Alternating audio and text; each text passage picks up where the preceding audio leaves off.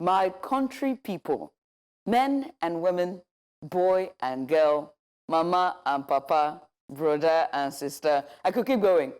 But let's have a serious look at the state of Nigeria's government today. After weeks of speculation of a possible cabinet reshuffle, President Bola Tinubu finally took the decision to streamline his cabinet. Yes, the president took a long, hard look at the size of his cabinet, already the largest in our democratic history since 1999, with over 50 ministers, and he thought, 5 ministers gone, 7 new ones added. Surely that will solve the issue of bloated governance. It's a move that only makes sense if you think about it. I mean, seriously, let's think about it, right? It's a move that when you think about it, if you believe that cutting down on a government waste involves increasing it, then you have your answer. Now, if you're scratching your head and you're not alone, you're not alone if you're scratching your head, because it doesn't end there. The president has also created more ministries, departments, and agencies, MDAs, even while claiming his administration is committed to adopting the recommendations of the Stephen Orosanya report. Now, let's remember, the Orosanya report, which called for the elimination and merger of numerous MDAs, was all about reducing duplication and cutting down the cost of governance. Nigerians were optimistic that the president's initial support for this report meant he would finally tackle waste. Yet, here we are, watching him balloon the same government he swore he'd shrink, handing out more portfolios, creating new agencies, and telling us it's all in the name of efficiency. The question is that efficiency or just more friends on the payroll? Now, with the cabinet reshuffle, we're told that with these changes were made with, they were made with Nigerians in mind, and also it was based on public perceptions. But if we're listening to the people, if the president is listening to the people, did we hear them calling for more ministers? Because I sure didn't. Every day, Nigerians are asking for accountability, not additions. The administration touts this latest shuffle as cost-cutting while increasing positions and retaining key figures who remain entrenched in policies that haven't delivered any real progress for the people. Wale Edu, I'm looking at you. Yes, I am. So if the president is keen on setting an example, why hasn't he held himself to the same standard he's enforcing? Because as petroleum minister, a role he held onto despite calls to give it up, Nigerians are still paying through their nose for fuel and energy with price hikes that they can't afford. 3 hikes in 1 month. Wild. Then there's the notion of rating ministers based on public opinions and scorecards. Supposedly the basis for this new appointments. So why did some of our most publicly scrutinized ministers like Femi Gbajabiamila, Wale Edu, Bello Matawale, and even Festus Keyamo survive this reshuffle? They survived it unscathed. These are ministers presiding over very critical sectors, whether it's finance, budget, planning, and even aviation. I mean, areas that are crying out for real reform. Look around. Have you seen the price on domestic flight tickets these days? People, it's $250,000 naira on flights from Lagos to Abuja. People are paying up to $1 million naira for a round ticket. Rising poverty, insecurity, and economy on life support. The only people applauding are the insiders and the well-connected, while the rest of Nigeria remains unimpressed, to say the least. And let's not talk about performance. Because the president is quick to remove ministers in fields like youth development, education, and women affairs, I have no qualms. But what about the underperforming untouchables? Because on that list, the president should be top there. How much longer must we endure unmet targets, failed economic promises, and the endless talk of cutting cost while they continue to expand government payrolls. So, Mr. President, good morning, sir. So if you are serious about leading a leaner, smarter, efficient government, start by putting an end to this bloated cabinet and be brave enough, gallant sir, to remove yourself as petroleum minister. Nigeria deserves a competent, dedicated head of that ministry, not a symbolic figure that tied up with other responsibilities. I know it's hard. You're steering the government. You're steering the nation. You can't carry all this portfolio. Give it to somebody who can do it. We can't keep paying through our nose. Thank you, sir. Yes, sir. Thank you, sir. The time has come to see real leadership that reflects Nigeria's reality and prioritizes us over politics. So I say, anytime we wake up is our morning. Again, good morning, sir. And on that note, this is how I welcome you to Breakfast Extra. And of course, normally you get a very smiley, shiny song with the guy, Muzino Appeal, my co-host. But unfortunately, or rather fortunately for you, he isn't here. And I got a fine new gentleman joining us today. You might know him, all right? He's my colleague and also my work husband, Osarage. Oh, wow. Well, are you not going to claim me? Are you not going to claim me? I claim you. Osara, guess how you proudly. do it? I claim you very proudly. Okay, so tell them I'm your work wife. You are my work wife. There we go. Osarage will be joining us on Breakfast Extra. I mean, Osarage, what do you think about all the critics for the president to step down as Minister of Petroleum? I mean, they're very legitimate, and everyone who has concerns about how the petroleum industry has fared in the last couple of months, 16, 17 months of this administration, and even prior, would say the same thing. For a long time, Nigerians have complained bitterly that the president should not be holding on to the Ministry of Petroleum. It started a few administrations ago, and seemingly has just continued that way. And it's there's obviously no legitimate reason why the president should take that ministry as his own. None at all. There should be somebody who Nigerians can hold accountable, that is not beyond scrutiny, that is not beyond investigation, that, that should be able to answer questions. But what we see now is the president holds on to the ministry. We have, of course, the Minister of State, no doubt, but the National Assembly will almost never be able to summon the president, who's the minister, and make him answer questions on what's going on with the petroleum industry. But exactly. Let me just point out some things, from your. Now, I'm going. Oh, sure. Go ahead. I mean, you mentioned the cost of air travel now being $250,000. Mm-hmm. That's currently for a one-way ticket. Yes, and a round trip is like 800,000. Yes, just yesterday, return ticket is going to cost you about 600,000.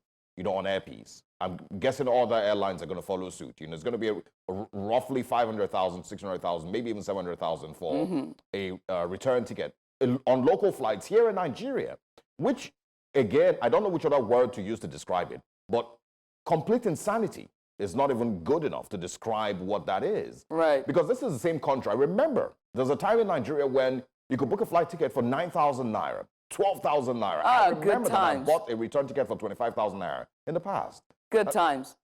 It's completely insane. It's how wild. We moved from that to where we are today. And anybody who tells you that you should simply just accept it because, Nigeria has to go through changes, it's not being honest with you. I'm telling you. It's a complete farce, to simply try to force 200 million people to accept that the prices of the average life that you have to live just to survive have skyrocketed so much, more than 1,000% in many cases, and you should just accept it because that's the way it is. And you mentioned the Stephen Oronsai report. What we've seen is really just a dance.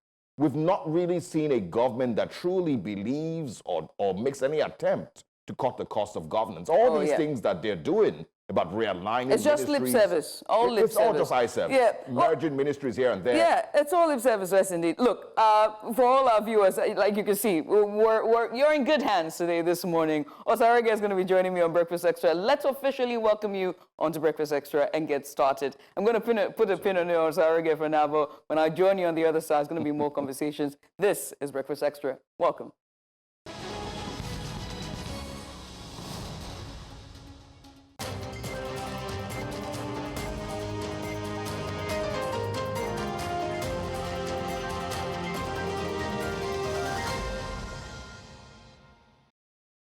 And good morning once again. Welcome to Breakfast Extra. As always, as a tradition here, we've got a lineup of in-depth stories, exclusive insights, and engaging discussions to kickstart your weekend. But first of all, we take the big stories making headlines across Nigeria. And of course, we're going to be sharing with you what the major conversations are happening in the national dailies. It's the big story segment, and let's get straight into it. We're going to be kicking off with This Day newspapers this morning.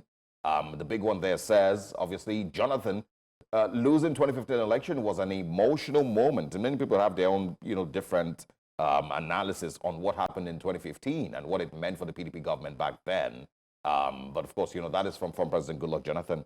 Says he felt as if the whole world was against him.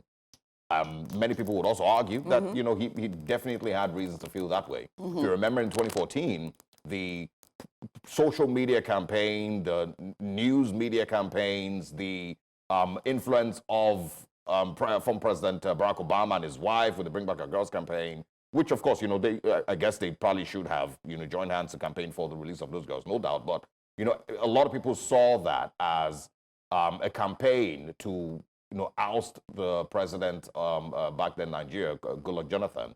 And it was all centered around, removing him from government. Right. All the things that we supposedly gained with Nigeria's economy at that time was seemingly rubbished in the way that the stories were told, to bring in the new administration of Muhammadu Buhari in 2015. But yes, Jonathan says losing 2015 election was an emotional moment. Says he felt as if the whole world was against him. Dangote Refinery ships first petrol cargo by sea to Lagos. The question is really, what does this mean for the consumer? What does this mean for IPMAN? And what does this mean for the NNPC? And is there going to be any time, any moment, anytime soon when Nigerians would maybe get petrol, cheaper than its current prices across the country? I think these are the things that matter most to the Nigerian consumer: availability and price. And if it's going to continue to be expensive, there has to be a justifiable reason for that. Absolutely. All right. Also on This Day newspapers, weakening purchasing power pushes preference for second-hand goods. If you're going to buy a car, I think we've gone past that stage in Nigeria right now. Right now, we're no longer ever thinking about second-hand. They used to call them Belgium. Right now, we're looking out for fourth used. We're looking out for cars that maybe have been used in the north. Listen, that's the argument. In the north, go to the north and buy up north, and you find a very good you find it seemingly cheaper. Yeah. Even if it has been used for the last 10 years by a Nigerian, but because the roads there are much seemingly better. Yeah, listen, and it's not necessarily because it is going to be way cheaper, but at least a little bit cheaper than what you would, buy if you go to what's the place called now? The regular place where they import cars into Nigeria. So, I mean, that's where we are. It's not second-hand goods. Like, This Day newspapers needs to be correct. It is at least fourth hands. Nigeria's high out-of-school children worries the World Bank. It also says the IMF, reforms causing hardship, but necessary for sustainable growth. Those are the major stories on the This Day newspapers this morning. You can also see a picture of the central bank governor, Olayemi Cardoso, right there on the screen. Yeah, we'll switch gears now from Saturday Independent, and we'll now go to our next headlines. And from This Day to Saturday Independent, there we go.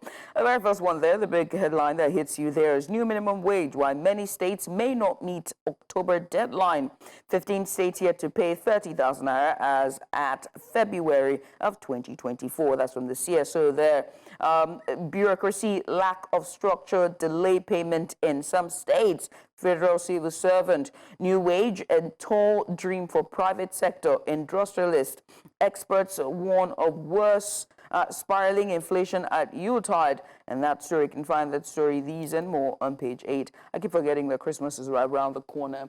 And it's now a trend in the last 2 Christmases and maybe 3 Christmases of how the purchasing power of Nigerians and their savings and disposable income keeps diminishing, so much so that the pump and the buzz and that cheer that happens of Christmas begins to, it continually dwindles every year, so much so that the only persons who are truly excited are celebrating are those who are maybe upper middle class and those who are well connected, because when you go down to the good grassroots level and you're on the street and you're doing vox pop, you find out very quickly that people have had to continually downsize in the last 3 years, because I've had to, in this last 3 years, look at, be in these rooms, newsrooms, when we're covering these stories, and they continually, you see that it's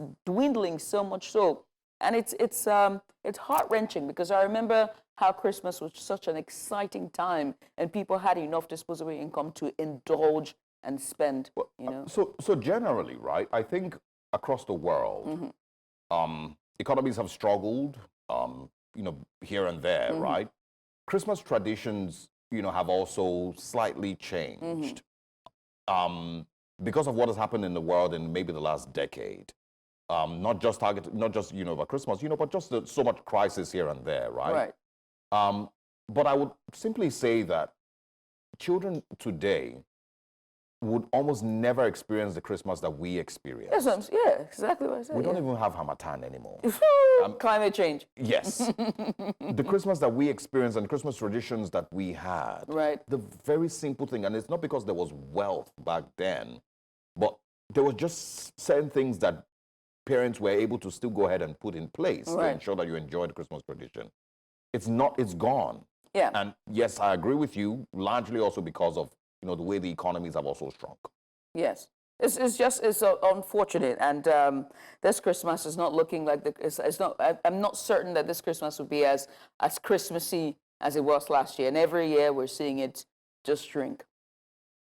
Anyway, moving on. Let's move on to our next, to more from this day, Saturday Independent, I beg your pardon. 8.6 million Lagos residents diagnosed with HBP, 3.5 with obesity. Health Commissioner, says Health Commissioner, government to conduct free screening for 800,000 people. That story is on page 3. The best of me is gone, says Mike Dada at wife's burial. Modupe was to complete a PhD in 2 months, and that's from Afrima Boss, and that story is on page 19. So rest in peace. Sorry for your loss there. Timmy Frank condemns scrapping of Niger Delta Ministry, seeks reversal. That story is on page 4. Nigeria's Child Rights Act, 21 years after children still face cycles of abuse, poverty. That story is on page 29. At the very top there, ruling Osolo family members should demonstrate maturity, allow peace to reign, says Regent. That story is on page 17. How core members mysteriously disappeared in Rivers. Police intensifies search, question suspects. That story is on page 29. And IPOB members form political wing, seek end to violence. And that story is on page 5. And that's pretty much all the stories, all the headlines we can take for today on our dailies. And that's all there now for Saturday Independent. Well, stick around, because coming right up, this is going to be our very first big story. And we kickstart things with looking at the rejig, the cabinet rejig, and its implication on governance, the economy, and Nigeria's political narrative. Stay here.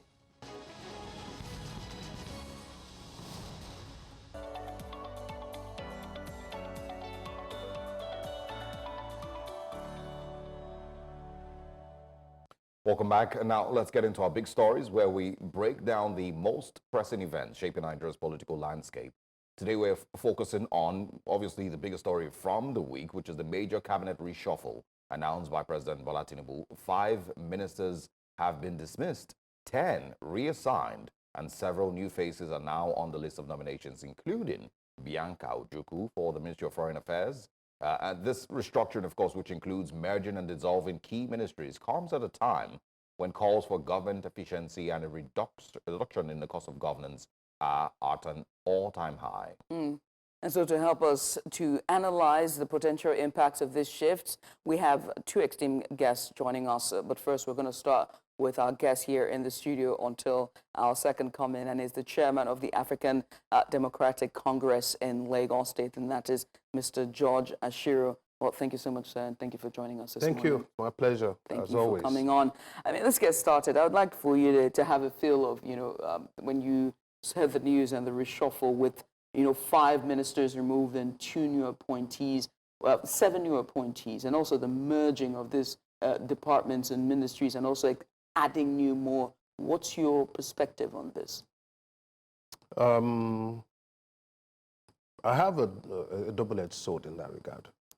I would say the president also did well by at least doing something. The question is, was it enough? Was it timely? Was it based on the right motive? And will it solve the problem? So you first have to identify a problem and then have hypotheses around the problem. And I think the president possibly was focusing on responding to the cause of the people that things are wrong, and some people have to be held responsible.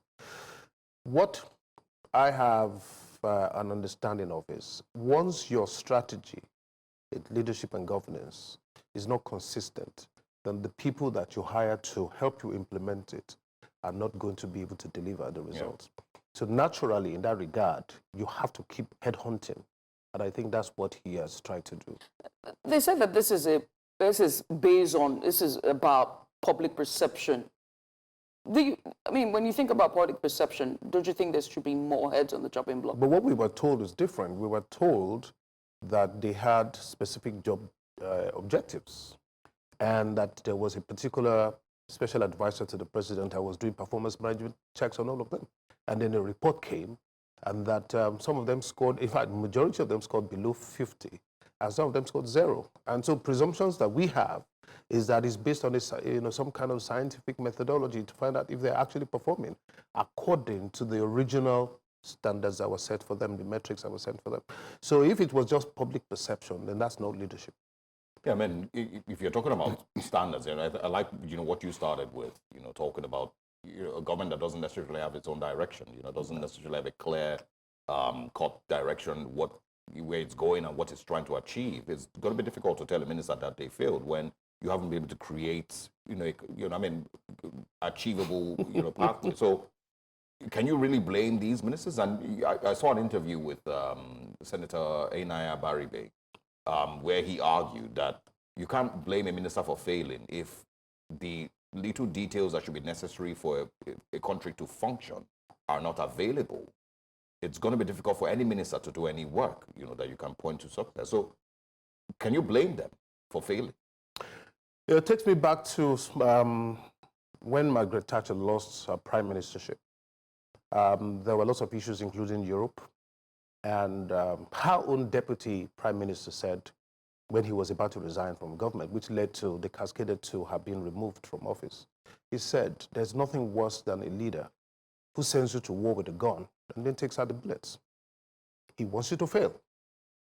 So we are looking at it from citizenry point of view, from the electorate point of view, that all the people that you have gathered together to be in your cabinet, they were representatives of 36 states. They were not necessarily people that understood your vision, had the competency.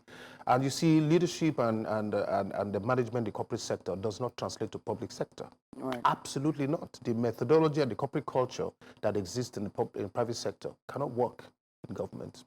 This I got from direct experience of working as a state and in a federal situation as someone who was elected into office myself. Yeah.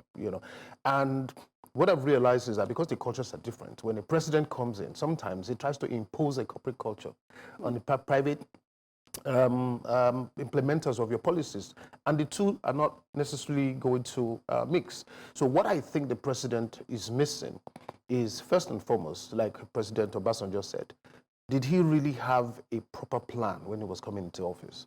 Because when you are headhunted, it's based on what you believe you're going to achieve. Before you get for your generals and your troops, you must know your objective at war. So if his objective was, it's an economy, I want to grow the economy. That's what I want to do. I want to grow the economy. Then you're going to focus a lot on the finance. You're going to focus a lot on everything to do with industry.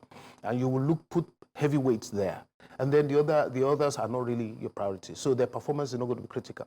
Right. Then you will at least get the results. But if you are simply just playing the politics of appointment, just give me somebody from your state. There's somebody who has absolutely no experience as a youth corps. Let's talk about... I remember that is a classic example. Yeah. That was a representational appointment. So what do you expect from someone who does not have the background, and you expect the person to deliver? Of course, public perception is going to be negative. Let's talk about just one of the moves that we've seen was the dissolution of the Ministry of Niger Delta Development and also the Ministry of Sports Development.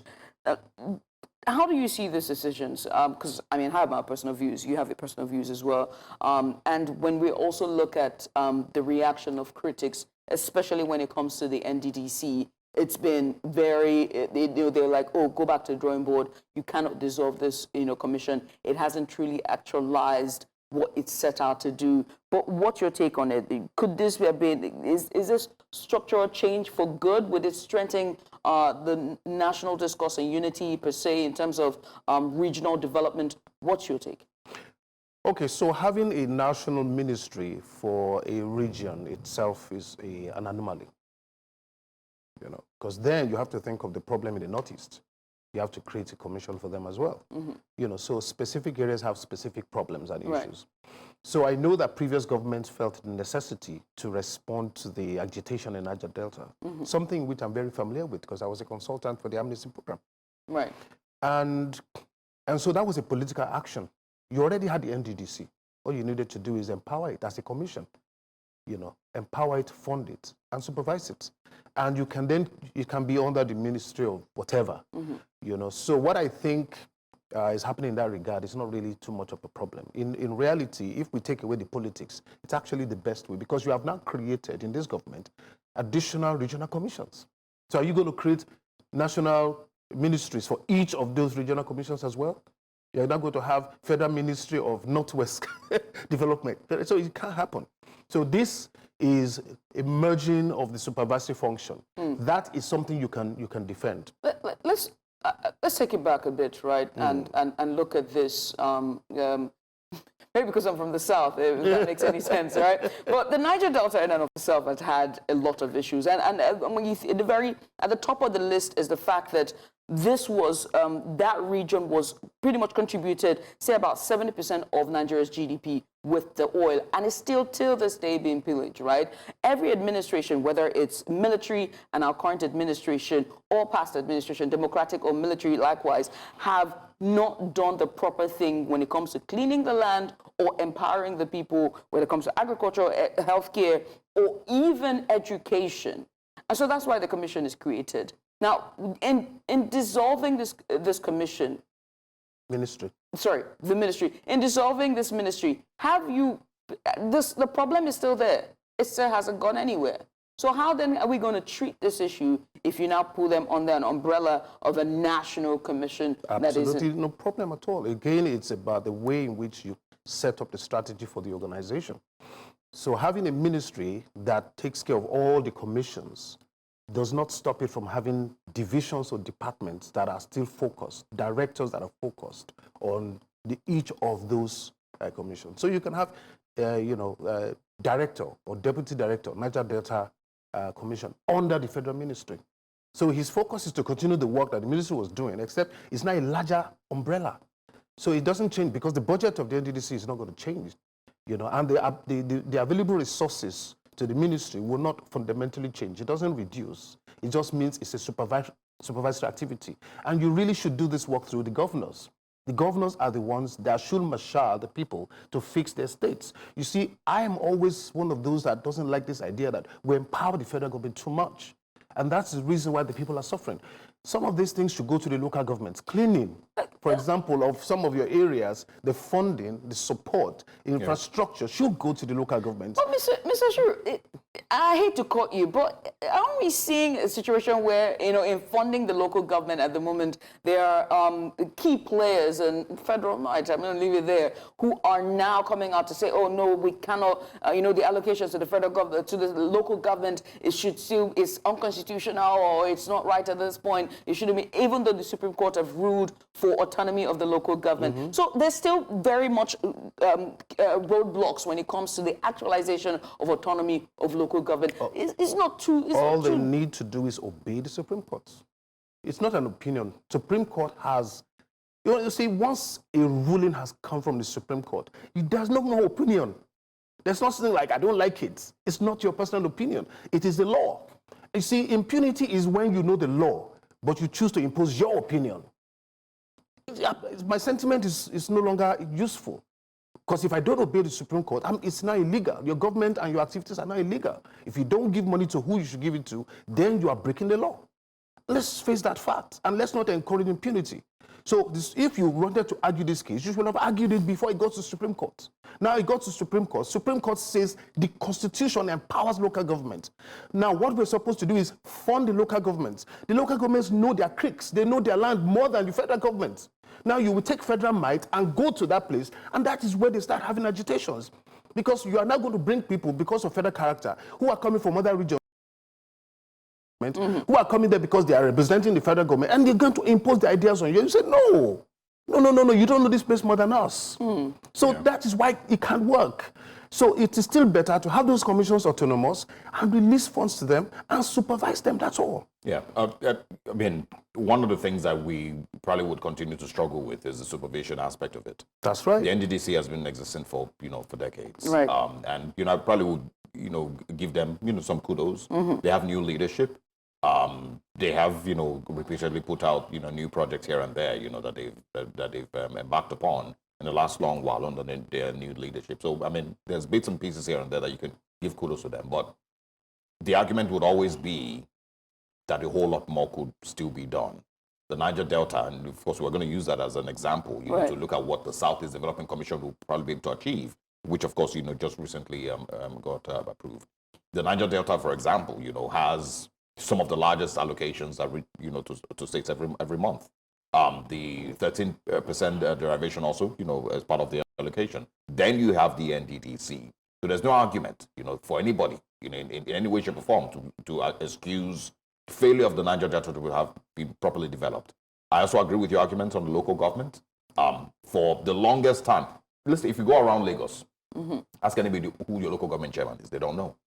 And the reason is, nobody has really been able to feel the effect of their local government chairman and local government offices in their lives, in their marketplaces, in their hospitals, on their roads, their gutters. Nobody really has been able to feel it. And even when the local government is working, they're not aware that it's local government doing this particular job. Right. You're always going to say, Lagos State government. But you don't know it's the local government doing that work because there's not been an actual and proper structuring of, the conversation concerning local government and the action of local government. So I agree with you in that regard. But I want to talk about the role that the president and his administration should have in ensuring that these things don't fail. Because you can give marching orders. You can tell, these commissions, set up this commission here. 2 years will pass and we'll still be in the same place we are. So how can Mr. President ensure that this is what my administration wants to achieve in the next 4 years, and you must not fail? Okay, before I answer that question, let me piggyback on one of the commissions you mentioned, the National Sports Commission. Right. I was a former national athlete under the National Sports Commission. You really have lived many lives, aren't you? Yes. You have lived many lives. What sport? 1987, I was All-Africa Games silver medalist. I was a national champion and All-Africa Games silver medalist. Thank you for your service to our nation. Yes, thank you very much. Under the National Sports Commission. Under the National Sports Commission, we won our first gold in the Olympics, 1996, Chioma Juba. Yeah. Under the National Sports Commission, we won another gold medal in football. So what has happened over time is that sports enthusiasts, I also became a national president of my sport. And when I became the president was when it was changed from ministry to commission back to ministry within that 4-year period, and had 3 ministers. So what has happened is, I keep saying it, you cannot expect to win a gold medal if there's no consistency in your strategy and your planning and funding of that sport. But under the ministry was difficult because you had to bring, according to the law of the civil service, you had to bring anybody to the ministry, not necessarily the experts. Yeah. But under the sports commission, you cannot be a staffer of the sports commission if you're not an expert in sports. It makes it more efficient. And then it makes the planning more consistent. And then there's no DG that will come from the Department of Justice or whatever, and they will say, okay, you have been moved. No, if you don't know anything about sports, you cannot operate here. All right. So these are all sensible activities. Now, back to the argument about the president having a strategy. Even in government, there is a place for what we call the balanced scorecard. And the balanced scorecard is probably the most popular strategy map that organizations use. It basically divides all your activities into 4 key areas to implement your overall vision. So if the president has a good, clean vision of what he wants to do in 4 years, he should not have vision for 8 years. Yeah. Because if you have vision for 8 years, politics will get in the way. Right. You should be thinking, I have 4 years, I have to deliver. And if a student can be sent to university and in 4 years becomes a graduate, you expect him to work, then we expect you to deliver in 4 years too. Boom. That's it. Boom. So now if you had a vision long before you came into office, you will then divide it into 4 key areas. First, the finances. How are you going to fund your vision? Then, who is your key stakeholder? Who are the people for which, your vision exists? The people, the electorate, right? Yeah. Then you are going to now think about what processes am I going to put in place to ensure that I carry the funds and I achieve the vision for the people. And that area is where almost all governments have failed, the processes. And that is the public service. Because you come with your vision, but the public service is not ready. They have not bought into your vision. They don't understand your vision. They cannot interpret your vision. They don't have the skill sets to be able to carry out your vision. So you are going to waste your resources. They're going to waste your money. It's like asking a secondary school student to go and manage a bank. But one of the most important aspects of it is you also knowing your vision. Because, True. I mean, if you ask the presidency today, what was your vision for women in Nigeria? I don't know that you will get a clear-cut answer. And this is, if former Minister Uju Kennedy or Hannah was removed because, she was non-performing, what is the vision for, what is the biggest challenge for Nigerian women? If you ask the president today, or anybody in Aso Rock today, what's the biggest problem Nigerian women face? Mm-hmm. I don't know that you will get a clear-cut, data-driven response for you to then be able to tell this person who was minister that, you failed. Right. So, and I'm not saying that they might have, all right? But do Nigerians know, and are Nigerians confident enough that if you call Mr. President today, if he's going to address the Nigerian citizens and say, okay, this is... Or Nigerian women. Or Nigerian women, that this is the plan that we have for you, can Mr. President today speak boldly and brilliantly on the problems Nigerian women are facing? Take this same analysis to agriculture, to the digitally blue economy, to every other aspect of governance. Can they speak authoritatively on what their plan is before they tell a minister that he or she failed? And the funniest thing is that you may even have an answer to that, but then it then becomes your priority in governance. So you come into governance, you realize how much money you have, and you say, okay, you know what? Put that into Bona. Put that into the Bona. Didn't we have a 3-month plan to implement a Rosebud report? I was going to come to the and then nobody's talking about it anymore. And when they came into it, September, I think a year and about 6 months in, they were talking about adopting the Rosebud report. They were talking about how they were going to merge ministries and just really much implement that report. And so in doing this, they also talked about, we called out, the media and all critics called out cost-cutting and reducing his cabinet, 50 ministers at the time, to reduce it.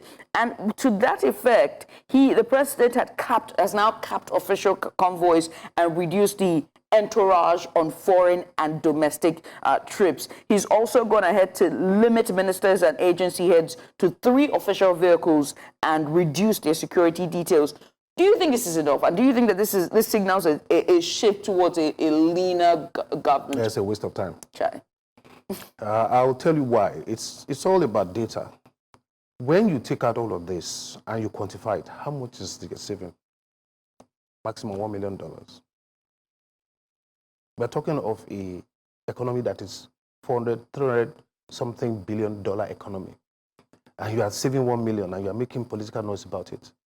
My sister, my brother, no. We are not fools. You may think people are not intelligent, but we do our homework because we're also business people. By the time you save, you cut off one person from local trips, maybe their daily allowance is 150,000, 5 of them. How many times a year do they go out? Yeah. When you add it all together, it comes to nothing. But the pronouncement, because the people don't dig deep, will make people feel he's making an effort. Corruption is the biggest problem of Nigeria, which is willful misuse of our resources. Willful mismanagement. I'm saying willful. I'm not talking about incompetent willful mismanagement and misuse of our resources. Where a state government, for example, will have resources and every day be sending people abroad because that is the only way they can mop up all the money. It's willful. Yeah. You don't fix the roads, but you have sent 20 people on trips to China. You don't fix the roads, you have sent 50 people to go and study and to come back, and they will not implement. They will simply go back and sit down in their desks. That's willful mismanagement of our resources. Yeah. Then you are now saying, let's reduce it to 2. Why bother going to start with? So we have a key thing, is that we don't know exactly how to hold the government responsible. We just want them to be responsible. So how then can we hold them? One of the things you said, which is very critical, is this. If I'm running a corporation, and I want to re-engineer the corporation, I don't first move people. I first re-engineer the structure. It will then tell me who I need, who I don't need, even if they are performing. Sorry, I don't need your services anymore because I don't need that division. Mm-hmm. But you move people first, but the structure remains the same. The civil servants who are running, going to implement, are still the same. Yeah. There's no extra training for them, no extra, budgetary allocation to improve their skill sets or to even transform them into your own vision. So you see, I've worked with ministers. I have seen a minister sit down in a meeting exactly 10 years ago and said to me, he's a member of the ruling party, and he said in the presence of everybody, I'm disappointed that so many PhD holders here, none of you know anything. He's talking to civil servants. You can't even write basic reports. The grammar is not there. No data to back it up. What is he saying? He's saying the people he has to work with, he is not feeling well. A year later, he was removed from office for non-performance. But he has already made noise about why he's not performing. Yeah. If I was not in that room, I would not have known. So we are talking about the fact that there is I keep saying it, there's a holistic problem in managing a country. You don't just cherry pick things and then you do them for political noise. And 2 years, because see, forget this year is gone. You only have 2 years left. You have 2 years left. So in 2 years, what will be the key achievement of President Bola Tinubu? What would be the one thing you can go away with and say, okay, in America, Obama was there. If you can't remember anything, you remember Obamacare. Right. If you cannot remember anything about Obasanjo, you remember that he gave you GSM. Right. You could argue, that Obamacare student loans here in Nigeria. Because I was thank you, because I was going to bring you back to Please, when we were young, we got bursaries. Oh yeah.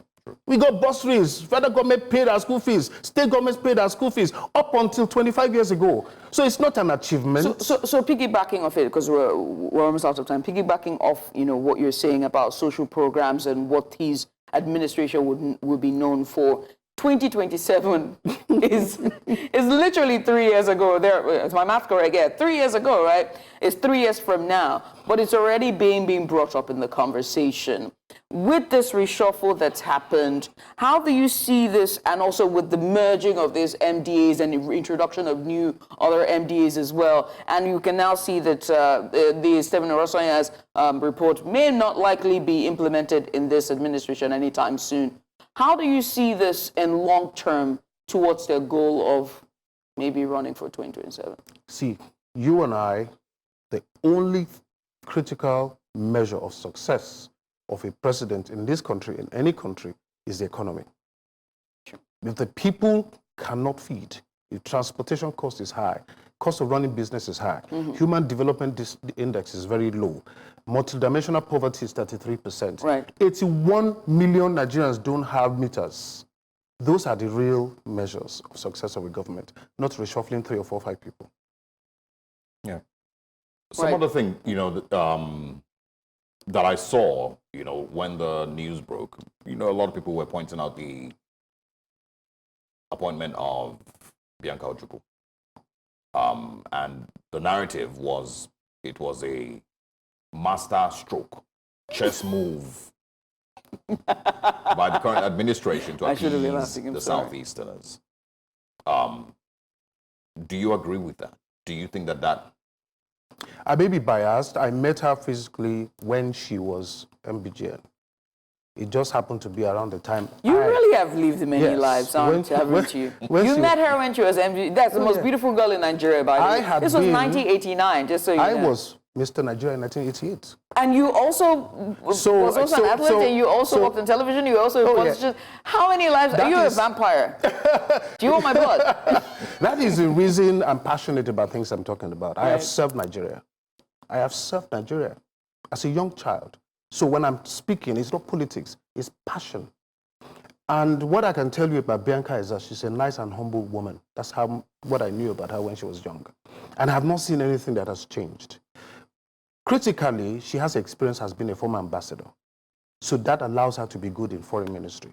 My own uncle was a former minister, Gbenga Shoro, of Foreign Affairs. So I have a little bit of an understanding. My father was a diplomat too. So I have a bit of understanding of the necessity and the requirements of putting a brand in that position. I think she'll be able to do a good job. I don't think it's just politics. I think she actually is qualified for that job. So I'm not going to go into the controversy of... There are many other names that was also touted that should have taken that position, except besides her. Do you think that... I don't know them. I know Bianca. I will speak for the one I know. Yeah, I mean, like I said, she's been ambassador to 2 nations. So that gives her that additional advantage that she's already been in the public space. She's been in international scene. She's had to deal with foreign governments. So she has the experience now to come back and manage. And she's had, as an ambassador, had to deal with the foreign ministry. So she's had experience with the public service. If you bring somebody new now, 2 years to go, you may not get the same results. Right. I mean, the argument really is not about her competence. I think everyone understands. She's been, in those places before. It's more about regional politics and it's more, about, was this done to appease the Southeast? And of course, but somebody had to come from Anambra. Oh, definitely. So somebody had to come from Anambra. He removed the female and he replaced her with a female. As well. What was even more interesting in this argument is the fact that there were actually 5 persons that was from Ogun State. And no one's talking about it. You know what I mean? Like those again, just if we're talking about at least the states, president is not from Ogun State. Do you get? So if we're talking about states, we might as well talk about that. But besides Let me right? be a bit biased in that regard also. Before Tinubu, the 3 presidents from the Southwest have come from Ogun State, Nigeria. The 3 GCFRs had come out of this country. Or 4 of them, Obasanjo, Shoneko, and MQ, GCFR. They come from Ogun State. So Ogun State, over the decades, has always been consistent when it comes to governance and policies and politics. Okay. Right. So we're out of time pretty much, but I have to ask you, right? And hopefully you're going to humor me. On the heads on the chopping block, there were 5, right? Who is that one head that was missed? A lot of people believe that the Minister for Power did not do well. 8 outages since he became a minister, and 81 million people still not without meter, and that was one of his goals. And the fact that we have now more people on the estimated billing than before he got into power, those are indices that can easily disqualify. Right. Can you argue that he doesn't have the doesn't matter financial support? When you employ someone, they have the option of saying, I can't deliver, I need to go. Yeah. And so can people also argue about time? If the current administration he made his own promises. Said, here's the thing. They've always said, give Mr. President time. 1 year is not enough to judge on performance. I remember. Same with Wale, give him time. Yeah, the policies would take 10 years. So can ministers also have the same argument? Give us time. 16 months is not You enough. must be able to have deliverables for every quarter. And that will give us a trajectory of where you're going. So if your deliverables after 1 year is negative, we're not going to give you an additional chance to mess things up. Look at Minister of Petroleum. I knew you were going there. How did you know? The failure of petroleum in this country is squarely on the shoulders of presidents, because presidents have always taken that responsibility upon themselves. Yeah. So if refineries are not working, all the presidents of Nigeria since 1999 are directly responsible for the failure of our economy, and they should take responsibility and remove themselves from office rather than removing other people. Right. I'm surprised we're not calling another name there, Mr. Festus Keyamo, Minister of Aviation. Well, we'll leave it there. So I want to say thank you so much. Mr. George Ashiru has been our guest here. It's been quite the conversation we've been having exactly for 30 minutes. He is the chairman of the African Democratic Congress, ADC, here in Lagos, the Lagos State chapter. Once again, many thanks. My pleasure. Thank you. And so we draw the curtains for this conversation. Coming up right about after this is going to be the news at the top of the hour, and afterwards will be more discussions about the state of the nation. Don't go anywhere.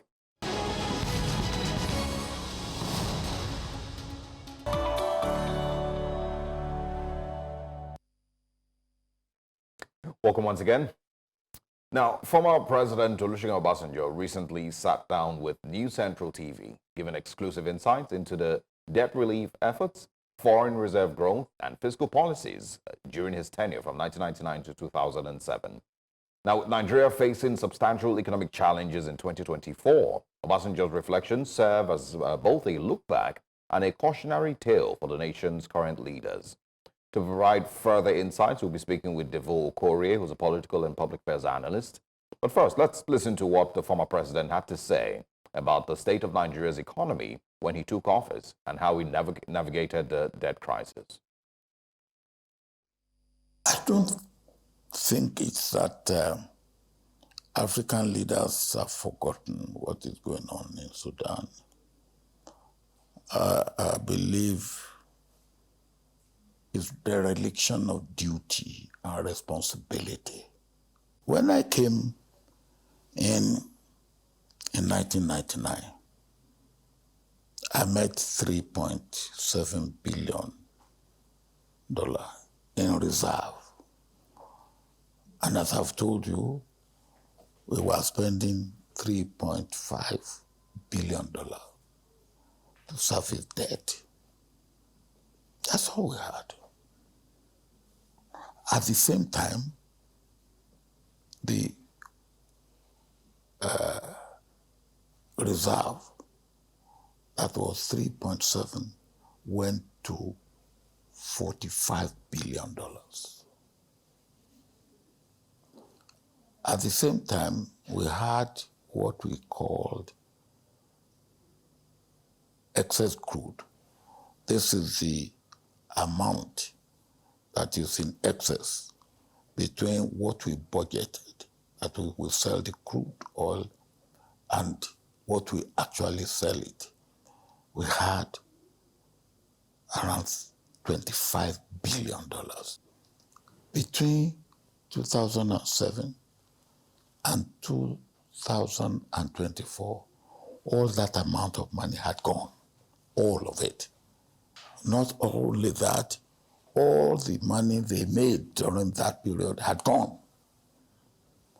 And today, we owe more than we owed when I came to government in 1999.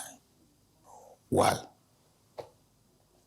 Poor leadership, poor management of economy, corruption galore, pervasive corruption, which of course is also part of poor leadership.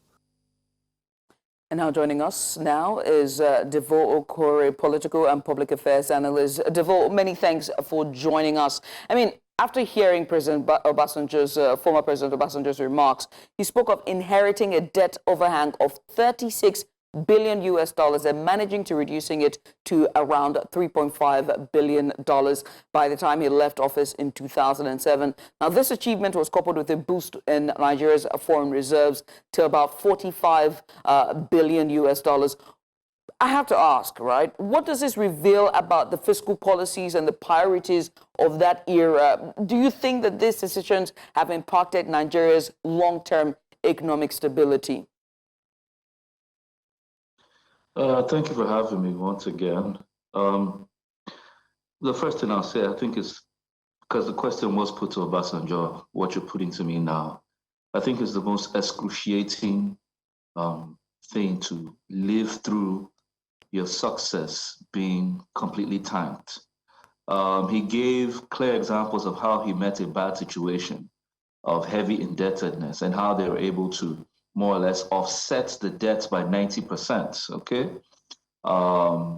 from the about 50 billion that was being owed at that time. And then also in terms of GDP, they grew it by, if you look at the external reserves, from about 3.5 billion to about 45 billion when they left. And just to get to today's time, when it's a complete reversal, we're actually more indebted than we were as of the time when Obasanjo took out the fiscal reforms that actually led to the debt relief from the then creditors, the Paris Club. Now our indebtedness is ranging somewhere around $100 billion plus. And it just shows that we've completely messed up what should have been done. And when I say we, it's 17 years after. How many administrations is that? It's just been a complete spiral downwards. And that hasn't shown that we have been able to, I wouldn't call it have a grasp of what to do, because I think we know what to do, but we just continue collectively refusing to do what is right for our economy. We continue, despite advisory both from local people and even from international bodies, we continue doing the wrong thing. As you know, remember when he thought, as he stated in his in the interview, that when he saw the heavy burden of the indebtedness and how that was depressing the economy, the currency, we really couldn't move forward. As they say, the person who is indebted is a slave to his creditor. He had to do something about it. And in discussing with the creditors, what they were looking to see was not so much because, as he said, that they owed us any favors. You collected the money. The question here is, if you want some level of relief or forgiveness on what you owe, I need to see that you have taken steps to be able to get your act together, taken steps that will ensure that there's fiscal probity, there's fiscal strategy in terms of plugging some of the leakages, which was where the ICPC and the EFCC were created to ensure that we met up to some international parameters to be able to invite the environments that would allow the creditors to forgive that heavy indebtedness. So there's really not much to say in terms of finger pointing. We just have not done what is needful to be able to get us on the path of economic growth and prosperity. Yeah, I mean, we're going to come back to analyzing our economic policies and, how governments, have taken us from a $570 billion economy to a $250 billion economy. Currently, maybe the fourth, in Africa. We're going to come back to that. But there's people who watch that interview, and every time that we see from President Olusegun Obasanjo, it's pretty much a common criticism where they say he has no right to tell anybody how to govern. He contributed, to the mess that we're in. Yes, he might have, reduced our debt, in his time, but, there was still corruption. There was still, some level of government high-handedness. He, of course, saw a government that had 570, he was the #1 economy in Africa, and he, at that time, tore his PDP membership, and said, wasn't supporting Goodluck Jonathan anymore. And, of course, led to the emergence of former President Muhammadu Buhari that eventually tanked our economy. So would you agree with, or would you understand the criticism, from those people who say former President Obasanjo should, has no right or moral compass to criticize any other government in Nigeria, seeing the role that he played? Most times when there's political opinions, we need to look at who's speaking. And most times it's coming from those who are playing politics amongst themselves. But if you want to have a genuine conversation on whether President Obasanjo has the right to speak on the economy, he does, because he's been in that seat twice. And if you count apples for apples in terms of how the country fared, as you can see in his own interview, he gave you parameters. You need to ask those who are talking. They need to give you the parameters of administrations after his own administration. And if we look back, we can generally see that even though there were faults, even though of course, no one is perfect, and there were many, many faults in his government.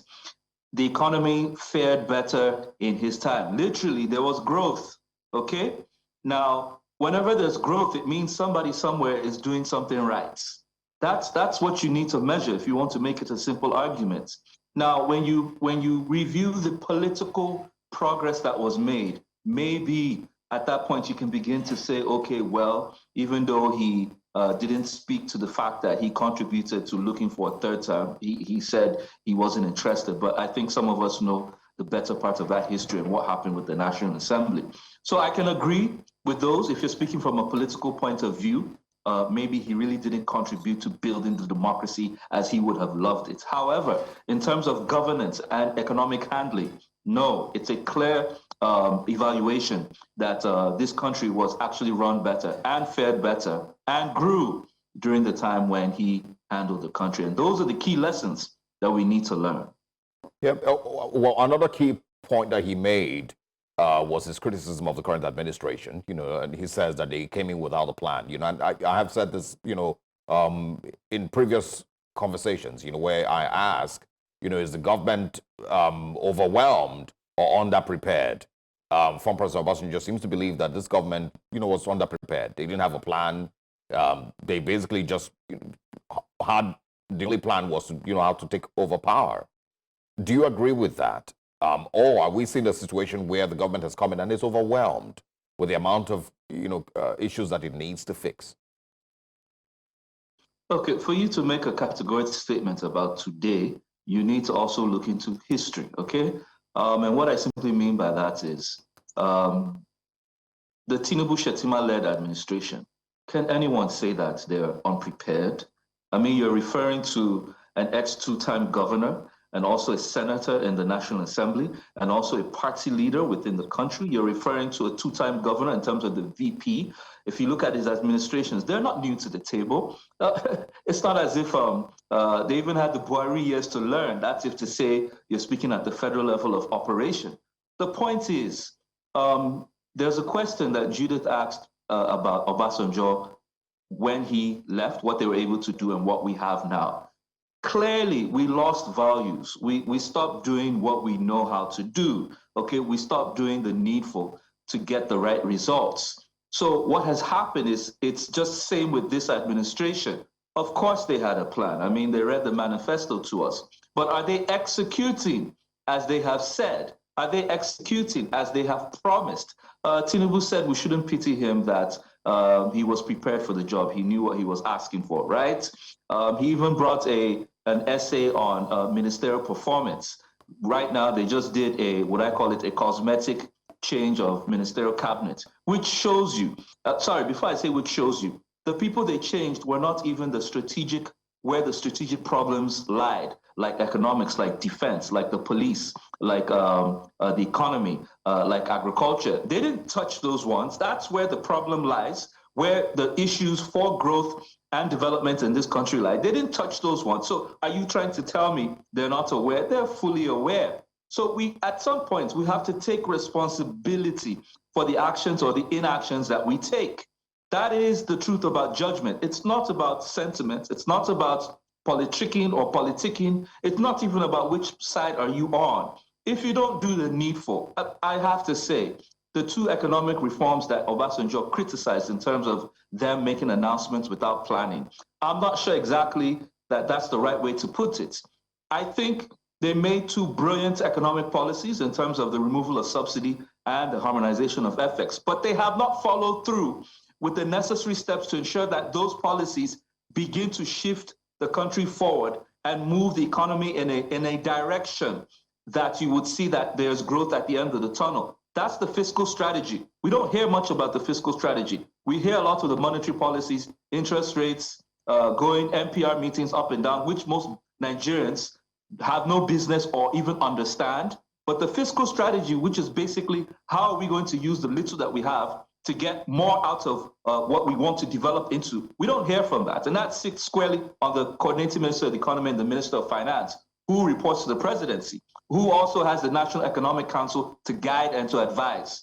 So if we're failing, let's admit it. Let's own it. And if there are corrections to be made, because it's never a hopeless situation, as you can see, Obasanjo met a bad situation. He was able to fix it. Hence, I think today's administrations need to take the same lessons and fix the steps that they have taken. Let's take a look at another excerpt from that interview. And this time he was talking about the current economic trajectory. Take a look. I think it's that African leaders have forgotten what is going on in Sudan. I believe it's dereliction of duty and responsibility. That's where I would put it. And maybe that, and I add to it what I said earlier, deficit of real good leaders in Africa as at today. I don't say there are no good leaders at all. Yeah. Well, there's, aspects of, the conversation, I think that's what we should have shared as instead, where he's talking about the depletion of our, foreign reserves and the likes, and just basically Nigeria's current economic trajectory and the missed opportunities for sustainable growth. Devo, what measures do you think Nigeria's leadership then should prioritize, right? Because you said that he met a bad situation and he turned it, right? But others would argue that there's a difference between that time and now 2024. Even 4 years ago, post-pandemic, pre-pandemic, post-pandemic, times have changed. We've seen volatility in global oil market and prices. There's a lot of pitfalls as well. The entirety of the globe is facing some sort of shocks post-pandemic. So how best is that, how do they need to prioritize and the importance of diversifying our revenue sources? Even though you've asked for free advisory, we will give it as a matter of national service. The truth is, what Obasanjo did was he had a fiscal plan that he followed, okay? There was a debt situation, okay?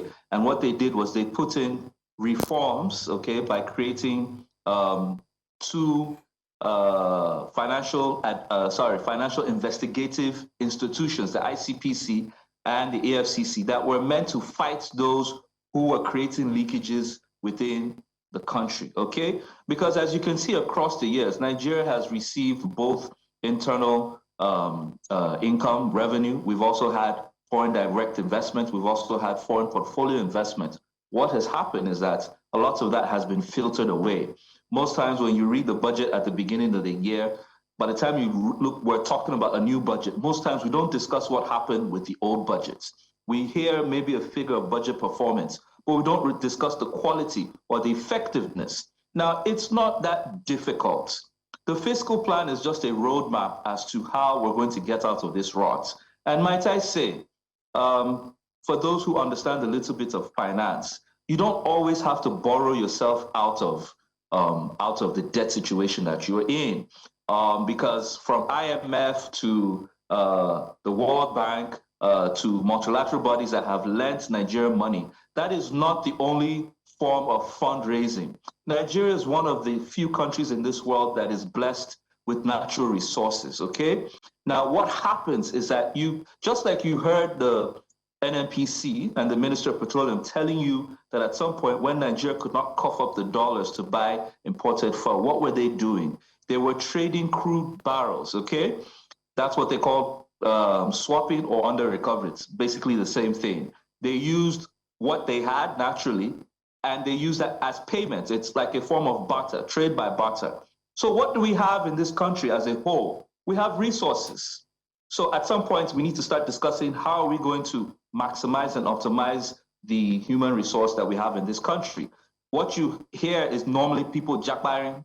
At what point are Nigerians, is the government going to start looking at how, if we have so many people, there are some countries in this world, just like Nigeria, with the same population, Indonesia, Philippines, Bangladesh, who the country has a national strategy on their human resource, okay?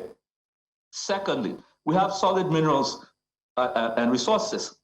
44 states in Nigeria have solid minerals in commercial quantity. Commercial quantity means you have enough for yourself and you can make revenue on it, both internal income, as well as FX. That's when you sell it abroad, you export.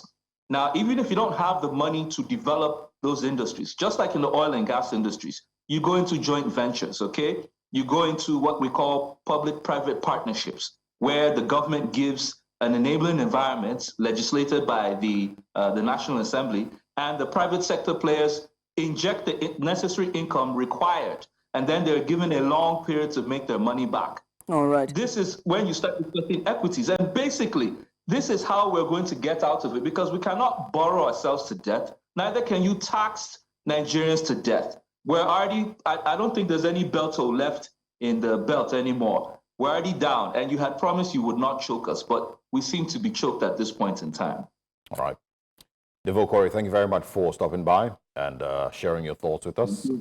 We look forward to speaking with you again. Thanks for your time. Thank you. All right. And we'll come back into the studio just after Devo there sharing a bit of more insight on the annual, so rather on that exclusive with the former president, Olusegun Obasanjo. Let's switch gears now and talk about the World Bank's 2024 annual meeting. And this time, the theme is agriculture for growth. Now, agriculture, often described as the backbone of many economies, is receiving a renewed focus on the global stage.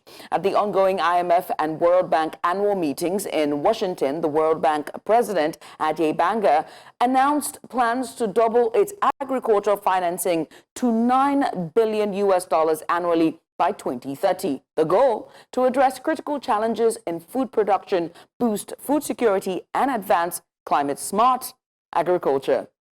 Meanwhile, the African Development Bank has called for bold and innovative approaches to tackle poverty, spotlighting Africa's need for strong, coordinated action in the face of global challenges like climate change and food insecurity. Today, we're joined by Samuel Fadusin, the Commercial and Export Manager at Thrive Agric, a company deeply invested in Africa's agricultural sector. Good morning. Thanks for joining us. Thank you very much. Thank you for having me. Thank you for joining us. Well, first, could you share your perspective on the World Bank's commitment to boost agricultural financing? How significant is this move, especially for African countries like Nigeria, that is relying heavily on agriculture, especially given our food insecurity challenges? All right. Thank you. I think it's an excellent move in the right direction. The conversation about agriculture, spiraling economies, improving quality of lives, creating opportunities has been on for a long time. And, it's been like, a very long conversation with minimal action. There have been actions, right? But they have not been able to equate the amount of conversations that we've had. Right. So, from my perspective, I think it's an excellent move in the right direction, because now there is a major focus on the challenges that agriculture faces in Nigeria and even in the African milieu on a broad level. Right. So, yeah, the World Bank has been able to identify, 4 key challenges, and they are providing solutions to them. This cuts across, climate challenges, access to farmers, credit risks, that prevents financial institutions and major key players from getting access to farmers, right? To playing their major role that they can't play, right? And then, of course, a unified front for private investments into agriculture, right? So I think it's a move in the right direction. Now we're going to enjoy more focus on agriculture. Now, with the $9 billion that's now been earmarked for agriculture, do you think that this would increase? Do you think this increased financing could transform agribusiness development on the continent? Definitely would, right? I think the current funding for agriculture globally is below about $3 billion, right? And if it's tripling to as much as $9 billion in by 2030, I think it's going to positively affect agriculture, the productivity, right? And that's because that's more funding for infrastructures. One of the major challenges that we face in agriculture in Nigeria is infrastructure. You have situations where people are experiencing logistic problems, people are having storage issues. And this funding, it opens more doors, right? Improving the infrastructure, improving storage system, and improving research. This can be can be directed into research for us to develop new agricultural technologies, new agricultural practices that are sustainable and of course efficient. Let's focus on Nigeria. Okay. Is funding our biggest problem? Yes, in a way, right? Funding is part of our biggest problems. There is a lot of business that can be done in Nigeria, especially in the agricultural sector, right? But funding is a major challenge, not because there is not enough funds, but there are so many risks that surround the funding, such that investors or players, private sector key players that can invest into agriculture are scared for so many reasons, so many valid reasons, right? And for the focus that has been directed, the additional focus that has been directed towards agriculture this year, I think we can now look at measures that can de-risk the challenges around funding. Well, no, I mean, what challenges or what scares these investors the most? All right, so a lot of it is debt management, right? The farmers are the engineers of agriculture in Nigeria, the grassroots farmers now, yep. Right? And you need to pass down education to them, a lot of education. Now, this is not to say that they do not already have the knowledge of farming, right? But the adequate information, the adequate education, the adequate training, the support that they need to upscale their farming from subsistence farming to commercial farming. There are a lot of grassroots farmers with the capabilities of, making major changes in the agricultural sector through their knowledge, through their expertise, through their experience over the years, but they lack the support, right? Now, for the support and the entire requirement that they need, it requires a lot of funding, right? And debt management, these are people that you do not have enough information on their capabilities on what they can do, right? So you need to train them, you need to fund them in order to increase their productivity, right? So debt management it's a major problem for investors. I'm surprised you didn't mention insecurity. Yes, I was going to get to that. All right, so I was going to get to that. Yeah. Insecurity is a problem because do you want to fund somebody's farm and then it's swept away by flood?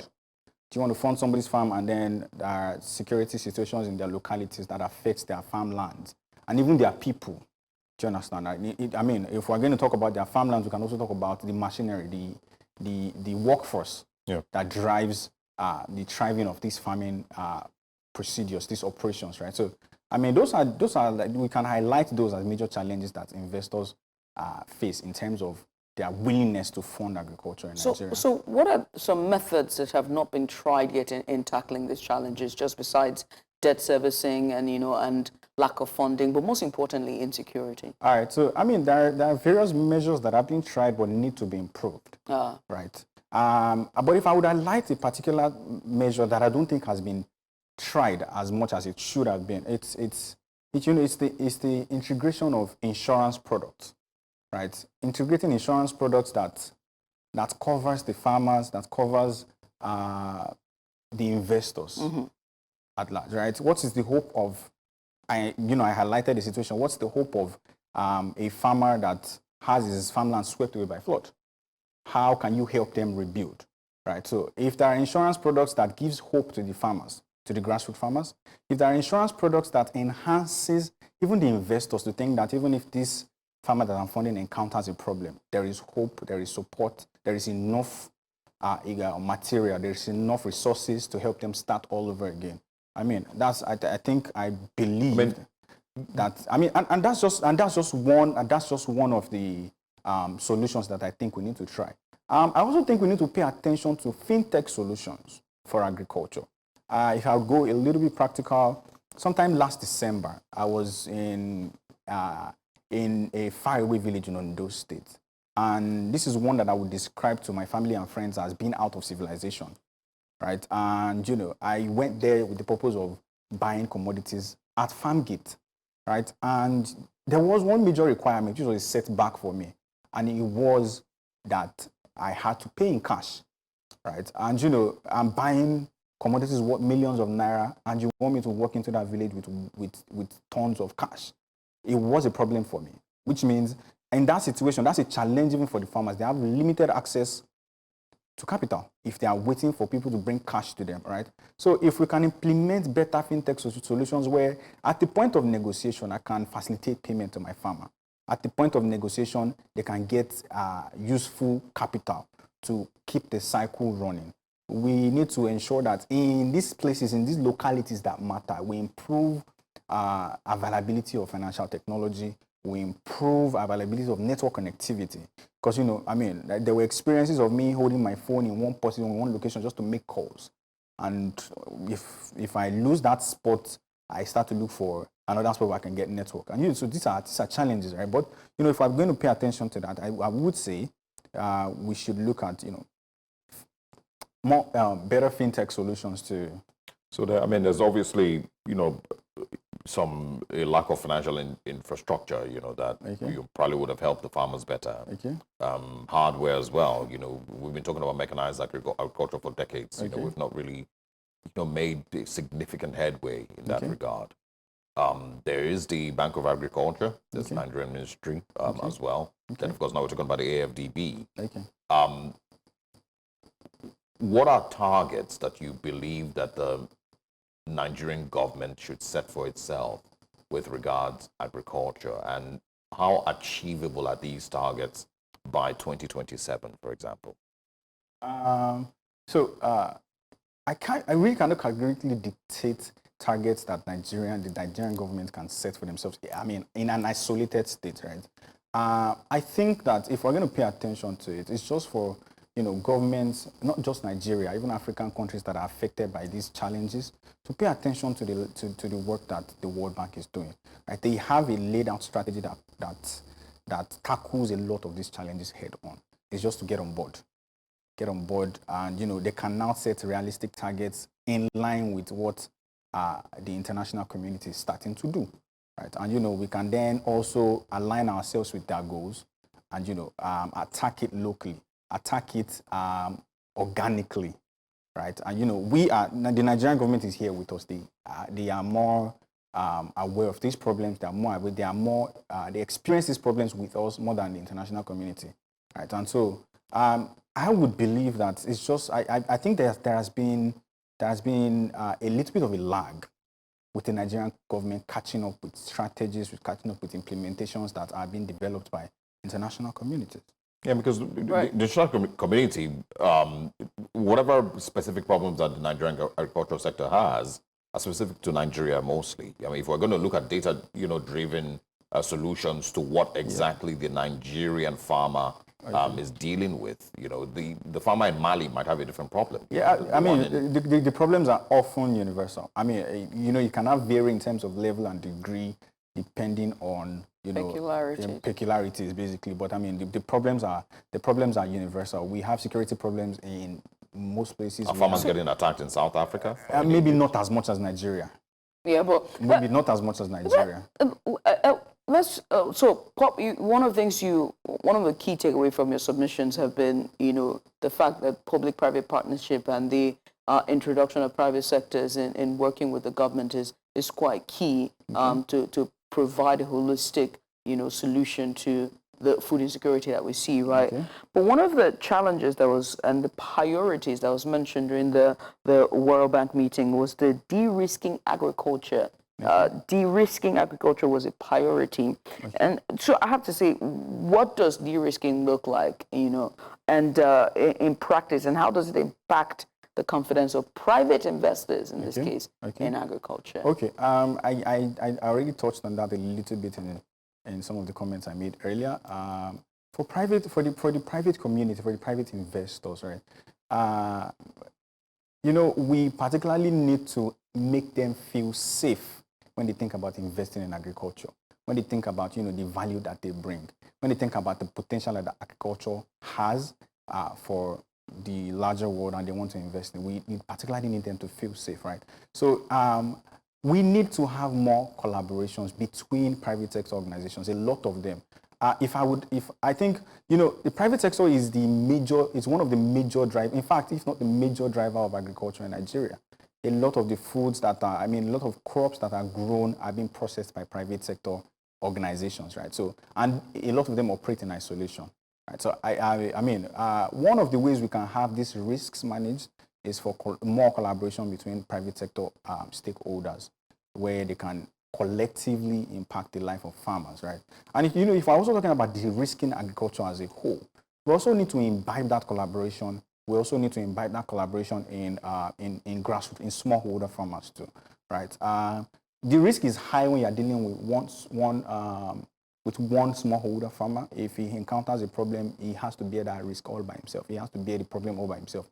But in a situation where they exist in a community of farmers, right? And I know that organizations are already doing this, right? But we need to expand on it, right? Like, for example, if you have a group of 10 farmers, if one of these farmers encounters a problem, it's the burden of all the 10 farmers. They have to come together to support each other and ensure that the group excels in whatever they are trying to do. And now, this is a smaller community that is bigger, that is part of a big, it's like an onion. There are smaller communities embedded in bigger communities, and there it grows like that. So it's always, it's at the very least of possibilities that these problems will transcend from the lower groups to the higher groups.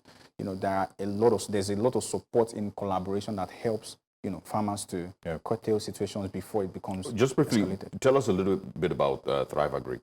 All right, Thrive Agri is an agri-tech company that leverages technological solutions, to provide solutions to agriculture, to improve the lives of smallholder farmers generally. And currently we are working with about 800,000 farmers, and it's the major goal is to help them transition from their subsistence farming to commercial farming. And So in your interaction with farmers, what is their biggest challenge? Their biggest challenge is financing. Now, when I'm talking financing, I do not necessarily mean funds. Okay. Right. Sometimes these farmers do not have access to inputs. And when I mean inputs, I mean the seeds, the actual seeds that they should plant. Right. Some of them do not have access to materials that can help their farmlands better. They don't have access to a lot of this. In fact, even the education. Right. Part of what we discussed at the annual meeting was how to start farming smartly, especially or surviving climate situations, climate smart agriculture, right? And there are a lot of these farmers that, I'm not going to say they are ignorant or they do not know about these things, but they do not have a way of providing solutions to the challenges that they have, especially when we're highlighting climate situations. There are farmers that can tell you when the rain will stop just by looking at the insects in the soil. They will tell you these insects cannot come out unless the rains have completely stopped, right? But in situations when the rain continues to fall and it may affect their yield, they do not have solutions. This is where Thrive Agri comes in. We're able to provide solutions. We're able to provide inputs. We're able to provide financing. We're able to provide education for our farmers to ensure that they're able to scale up from their subsistence farming, make more money for themselves, improve the quality of their lives. We're able to create an ecosystem where they're able to exist healthily and impact the coming generation. In trying to provide assistance to the subsistence farmers, what is the biggest challenges that you have yet found solution in helping them to succeed? For Thrive Agri, because we majorly operate in the north, I think one of the biggest challenges is identifying farmers, right? And if I would highlight it this way, there is a major challenge, especially for names, right? For farmers in the north. You would have 10, 20 farmers are bearing the same name. Identification is an issue. Identification. And they don't have the NIN, they don't have the... They have the NIN. It might be a challenge accessing this information because it's their private information and they have to give consent, right? So if we're able to, maximize opportunities of getting or even, integrating better ways to identify farmers, right? Basically that, and then, I would have pointed out debt repayment as a major challenge for farmers, but over the years, we've been able to, implement measures, we've been able to mitigate risk around debt management. We have a very high level of debt repayment from from our farmers. And so, yeah. But, you know, I mean, we're running out of time, you know, but I once again want to get some clarity on where we possibly can be. And that's the reason I asked the question initially, you know, what is the target that we can set for ourselves? If we say funding is the problem, the World Bank now has increased its, you know, is planning to increase its budget. $9 billion, quite a lot. There has always been the Bank of Agriculture that has provided some level of support. Policy support units come from the Nigerian government. But if you've had your own assessment, is there targets that, you know, you should be able to, if you were handling the Ministry of Agriculture, for example, in Nigeria, what targets would you want that we at least meet up with so that by 2027, we can say, okay, this is where we are. We've now been able to, you know, create the possibility of increasing our exports. We've been able to arm more farmers with, you know, with funding. We've been able to increase, you know, the level of, you know, of fintech or, you know, some level of technology into farming. Something. Set a target, you know, that you think is achievable for the current administration. Because it can't just be money. Yeah, I understand. If I would set a target, I would say, you know, by 2027, with with the focus that is currently placed on agriculture, I think we should be able to increase food production and food security by at least 50 to 60% by 2027. Okay. I think that's an achievable target. I mean, if these policies, I don't expect them to fail, right? But, you know, with the optimism that things go very well, I expect that, you know, food production and food security by 2027 should increase by 60%. I also expect 6 is a large percentile. Yes, I know. I mean, and there's a lot of work going on. There is a lot of work going on across the private sector. I would like to believe that there's a lot of work going on across, even in the public sector too. I mean, from governments in African countries, in Nigeria, right? So, I mean, with the World Bank placing a lot of focus on it, I think it can increase the collaboration between public and private sectors, you know, to implement these strategies, right? So I know it's a lot. I mean, but I think it's achievable. I think it's a smart goal for us to set as an administration to be achieved by 2027. Lastly, before, you know, just out of, because I have to ask you about, you know, Dr. Adesina from the African Development Bank, and he emphasized the need for bold partnerships to target Africa's food insecurity. And you just talked about, you know, the optimism. If all the plan works, you know, and everything goes according to plan, we could boost our production by 60%. But we have to also be realistic, you know, and look at all the possible roadblocks on the way. So in terms of ease of doing business and border partnerships, what are some issues that also needs to be critically looked at in terms of ease of doing business to ensure that those partnerships yield the results that we hope for, in this case, 60%? Okay. Yeah. So, I mean, if I would answer that very straight, one of the challenges that affects what Dr. Adesina has pointed out is the lack of backing for private sector investors, private sector stakeholders. They do not have backing from their governments. They do not have backing. They do not have adequate backing. And you know, that's why you know, the World Bank introducing the likes of IFC and, you know, IBRD. These are organizations that can help collaboration between the government and the private sector. The private sector has a lot of resources. They have ways of mobilizing solutions. They have ways of, you know, creating support that can enhance the progress of agriculture, but they do not have the adequate backing, right? And, you know, that also takes us back to what I mentioned about, you know, their fear of getting into this thing head on, right? So, you know, if we're able to create a sustainable system that encourages the public and private partnership sector, that can improve agricultural development in Nigeria and across Africa. I think we can also pay attention to intra-African trades, right? I don't think that's a major force in Africa as we speak. We need to improve intra-African trade such that, you know, African countries can easily collaborate on agricultural projects, I mean, across different regions in Africa.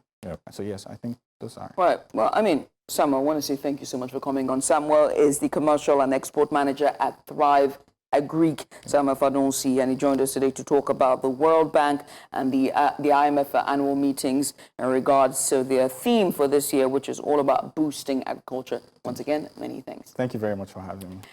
Well, thank you so much for being here, because coming up right after this, we have sports, and Favor Ituan is on standby. Favor, a very good morning to you.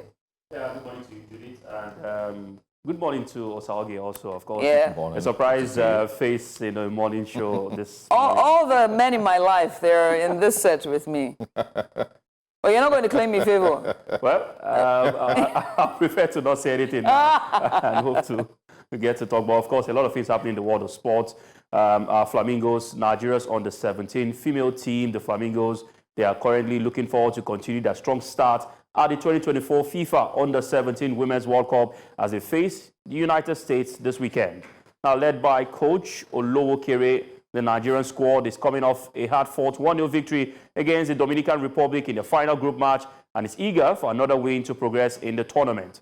Meanwhile, the U.S. team enters the match following a convincing 5-0 victory over South Korea, also seeking to advance.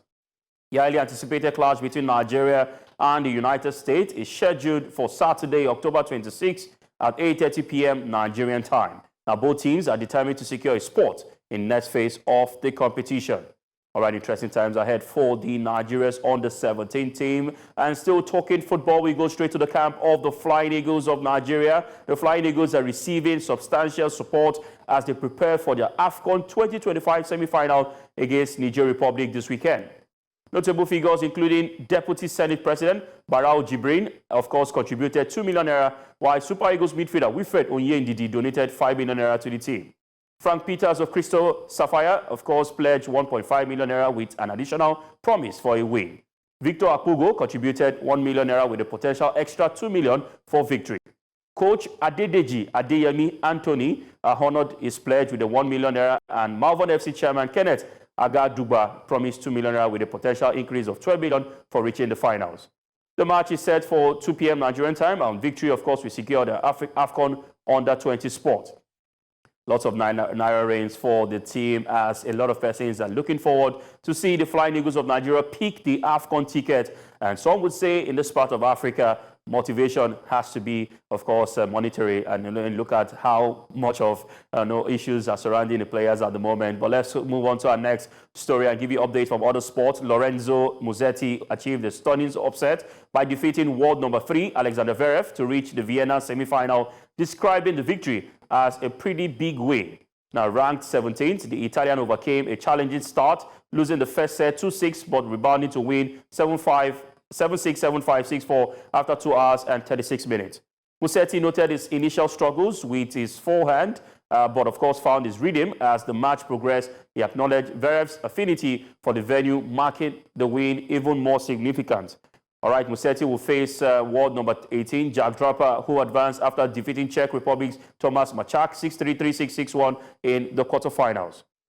And now to the world of Formula One, where Carlos Sainz led the second free practice at the Mexico Grand Prix, clocking a best lap of 1 hour 17.699 for Ferrari, ahead of McLaren's Oscar Piastri of 0.178 seconds. Now, the session was marred by crashes, including a heavy incident involving Mercedes' George Russell, who required a medical check but was unhurt. Now, defending champion Max Verstappen of Red Bull also struggled with engine issues. Russell lost control after hitting a curb at turn 8, resulting in significant damage to his car.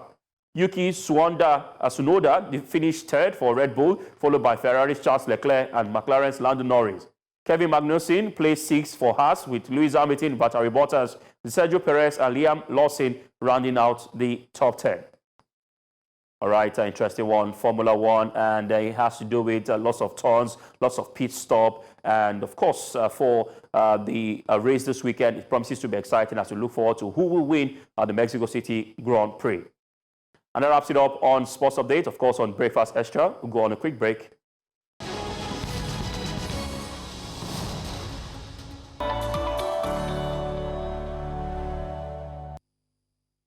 Welcome back. It's time for our big report. And this time we will be delving into an issue that has stirred up a national debate in respect, discipline, and safety in our schools. Recent reports reveal a disturbing trend and a rise in cases of physical assault and abuse against school staff, from teachers to cleaners, by both parents and students alike. Now, one of those cases involving an alleged physical assault on a teacher and a cleaner at Rosebud Schools in Lagos broke over the weekend and has sent shockwaves through the community. And of course, a lot of people, who got to see that video. This attack, of course, has sparked outrage, raising crucial questions about security of school staff, the relationship between parents and teachers, educators, and the responsibility we all have in creating a safe and supportive learning environment for children. A News Central's special correspondent on investigative journalism, Marshal Anthony Onoye, conducted an in-depth investigation into the root cause of this troubling incident. Let's take a look at his report on the Rosebud School assault scandal. Take a look.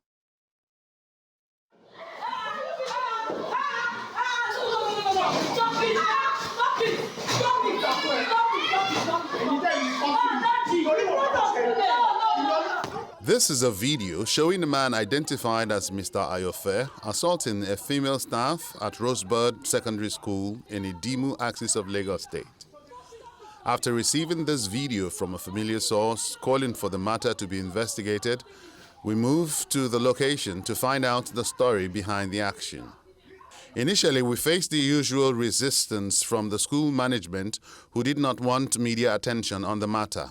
However, after several push, the school caved in and granted audience. In the afternoon, he came and said he wanted to pick his kids. So he bashed him and pushed the lady that was at the door. The teacher on duty that was at the door, pushed her off. She tripped and went all the way upstairs, straight to the teacher's class. So Miss Elizabeth was like shocked, like, your son is downstairs, sir. School is over, so definitely it's downstairs. And then he said, no, I want my son, provide my son, produce my son. He kept saying all that. So we rushed him. Rushing in, I'm like, in fact, you must have seen the video. The HM just rushed in. She was shocked. I was shocked, and I was like, what's going on? And then she just tried to separate the fight. What's going on? That's when we saw that he was beating the sanitation officer. The sanitation officer was in my class trying to sweep. Then she said, Ma, sir, she has told you that your son is downstairs. Please check him downstairs. So, before you could know, he just walked up to her, pushed the tables which she had already pushed away to start sweeping, pushed it and went to her straight and started beating her up. I just picked my phone, I was recording, videoing what was going on. Lo and behold, he came to me again. In the video, if you can see, there was a kind of wavy movement there. That was when he came to still hit me as I was recording. We were initially told that the person who was assaulted in the video was at the hospital for medical treatment. Before we were done with initial interviews, the assaulted staff, Paul Agnes, walked in. So the man ran upstairs, was shouting and shouting. He said, where's my son? Where's my son? The teacher said, your son is downstairs. He was angrily shouting again and again. And I have to stand up that the teacher said, your son is downstairs. That's how the man started beating me and blowing me, collecting broom from my hand and be hitting me, beating me here before the HM come and separate the fight. Mrs. Kenny is a parent at the school whose child is also under the tutelage of Mrs. Ogri. I think the wife quickly, because she's a police, so she went ahead to call the police people so that they all came. Before you look at it, they said they were going there. When I went to the station, the way the wife and the husband was, they insist that they should lock up the teacher. Meanwhile, they are the one at fault. Because she's a police, she wants to use the hands that, okay, she's a police, so they can do something. We were told that you were detained at the station. It was very traumatizing. Very, very. I wouldn't have believed in my whole life that I would, in even a second, standing in the police station, not even the cell now, in the station, not to talk of having a night of sleep in the cell. From all the narrative, it was necessary to stop over at the Idimu Police Area Command. Upon arrival, we met with the Idimu area commander, ACP Olayinka, who admitted to us that he did not know of the case, but promised to look into the matter, which he said must have been reported at the Idimu Police Division. And true to his words, before our departure from his office, the ACP Olayinka summoned the DPO of Idimu Police Station to his office for further briefing on the matter. After leaving Area M, we tried to locate Mr. Ayofe, whom we gathered lived within the neighborhood. Excuse? At the address which we had, we met no one in the compound. Back at the office, several attempts were made to reach out to him via phone. None of our calls were returned as at time of filing this report. There is every indication that in the coming days there will be more to hear on this matter as calls go out for the prosecution of Mr. Ayofe.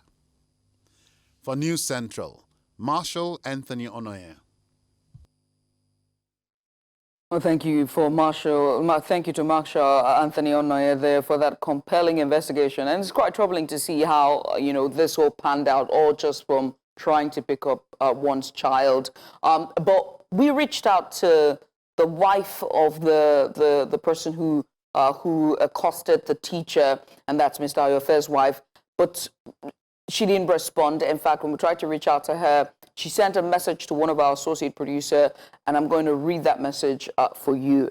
And it reads, "Thank you for reaching out for your commitment to the ideals of impactful journalism. Your dedication to delivering unbiased news to the public is both commendable and crucial in our society today, where clear, truthful information is vital for a well-informed community. It's encouraging to connect with someone who recognizes the role journalism can play in making the world a better and more transparent place. Unfortunately, my husband, Kolawole, is currently being held in Kirikiri prison, a situation exacerbated by a tailored video that circulated online, shaping public perception without the full context.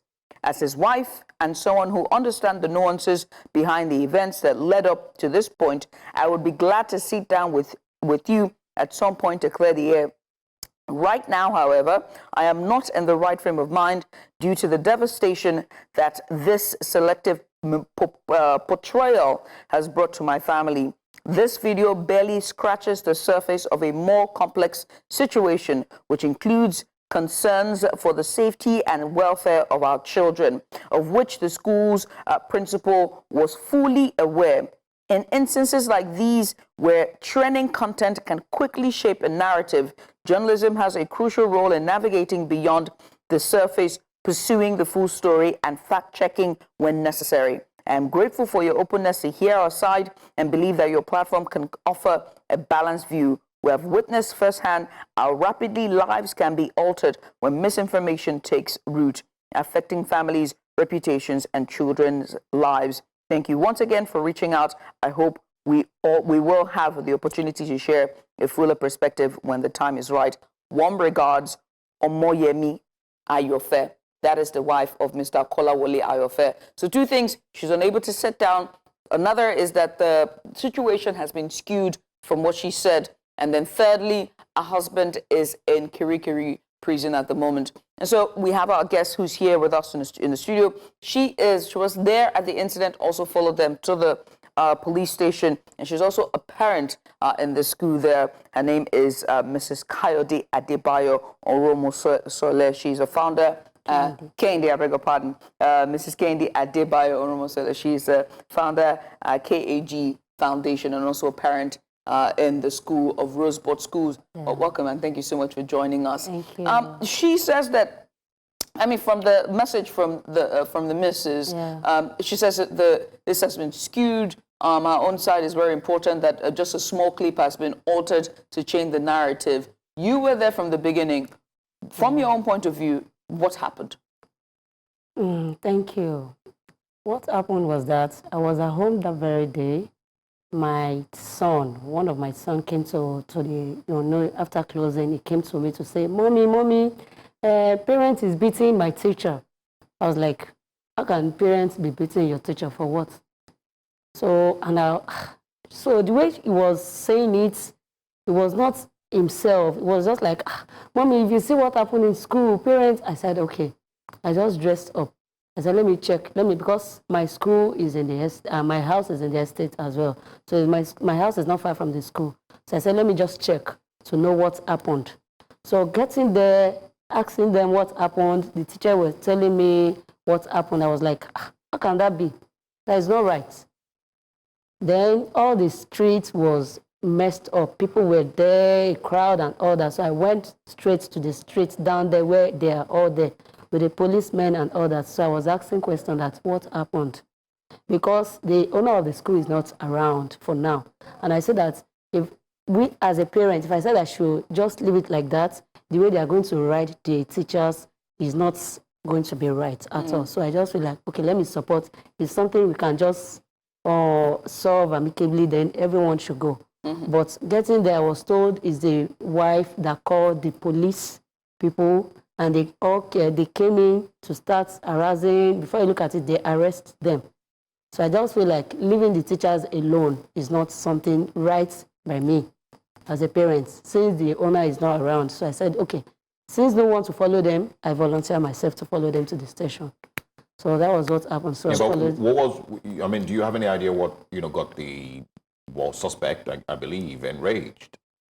Okay, what happened that day was, I was told, because I was not there, but I was told that the teacher came in to ask for his children. I think he has 2 or 3 children, I don't know, but he asked for his children. And whenever they close, in Rosebud School, they don't allow teachers upstairs. So you mean the parent came in to ask for his children? Yes.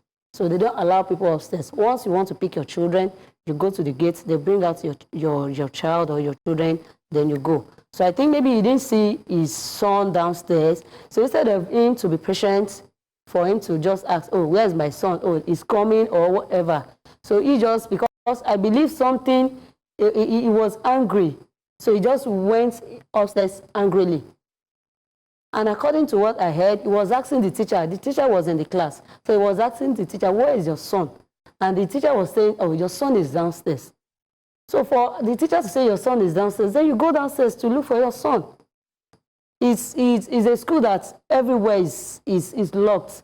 It's a fence. It's something that is, there's a gate. So there's no how, there's no how your son will just got missing. He's in the school premises. So the teacher told him that, oh, your son is downstairs. Before you look, I think maybe, I don't know what happened to him, that it was just, and the cleaner was there. Because whenever they close, the cleaner would do her duty as something. So she was there sweeping. And according to the cleaner, she was not even feeling fine. But she tried her best to come to the school because she don't want to give an excuse on. And the cleaner was saying, oh, sir, she said your son is downstairs. So before you look at it, she was just, I didn't even see the video at first. It was later that I now saw that they now showed me the video. I said, what? But even as at that, I was trying to plead to the parents that, please, let's just settle this thing so that it will not escalate. It's not, so I was, but you know policemen, once they come in to arrest you, they don't want to listen to, all they do is just to arrest you, then you go to their station. It's quite interesting that in picking up a child, it now went from just looking for your child and wanting to pick up your child after close of school to now getting police involved and taking the teachers to the police station, and now Mr. Ayofe is now being held in the Kirikiri prison. According to the wife. According to the wife, right? So you followed them at first to the police station. Yeah. When you got there, when they were giving their statements, what did it appear to look like, for you? When I got there, what I just observed is that they were asking questions to both parties. They asked the parents and the teacher. So everyone was just saying, oh, this is what happened, this is what happened. So before you look at it, they said, oh, where's the video? Because when the teacher was explaining, she said she had to video when he was beating the cleaner as an evidence that as a parent, you are not even allowed, and it's not even right for you to beat a cleaner. Right. You understand? So she said she was videoing it, but when the man saw that, okay, why are you videoing? Did I say who said you should video this one? So the man himself wanted to beat the teacher. So seeing that, they said he should delete the video. That they should delete that. Who is with the video? They said is with the admin, and they called the admin and said, okay, delete the video. And I'm sure the reason why they said delete the video is because they don't want it to go viral. I think let's make something very clear here, right? No matter what an adult or anybody had done to you, it doesn't matter who, whether it's a child, whether it's your mate, whether it's an adult or an older person, nobody should have to raise their hands at anyone. That is a clear case of assault. Let's just make that absolutely clear. Whether the teacher is in the wrong, whether the cleaner is in the wrong, whether whoever is in right or wrong, there's no place to raise hands on anyone, especially in a school premises. Yes, right? yes. I think that I just wanted to make that absolutely clear, just so that our viewers don't get it, that we're trying to find out whether or not she deserved to be beaten.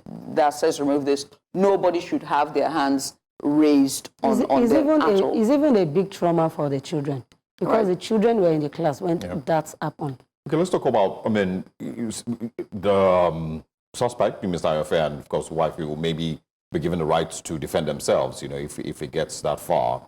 And of course, share their own side of the story. He probably be able to share, the reason that he got so enraged. I have no idea what it will be. Right. But I want to talk about, the safety of teachers and, parents. Right. Has that been a concern, over time? Is this, one more reason why maybe teachers need to be protected better, in schools? School authorities need to take more responsibility in protecting their teachers and the likes?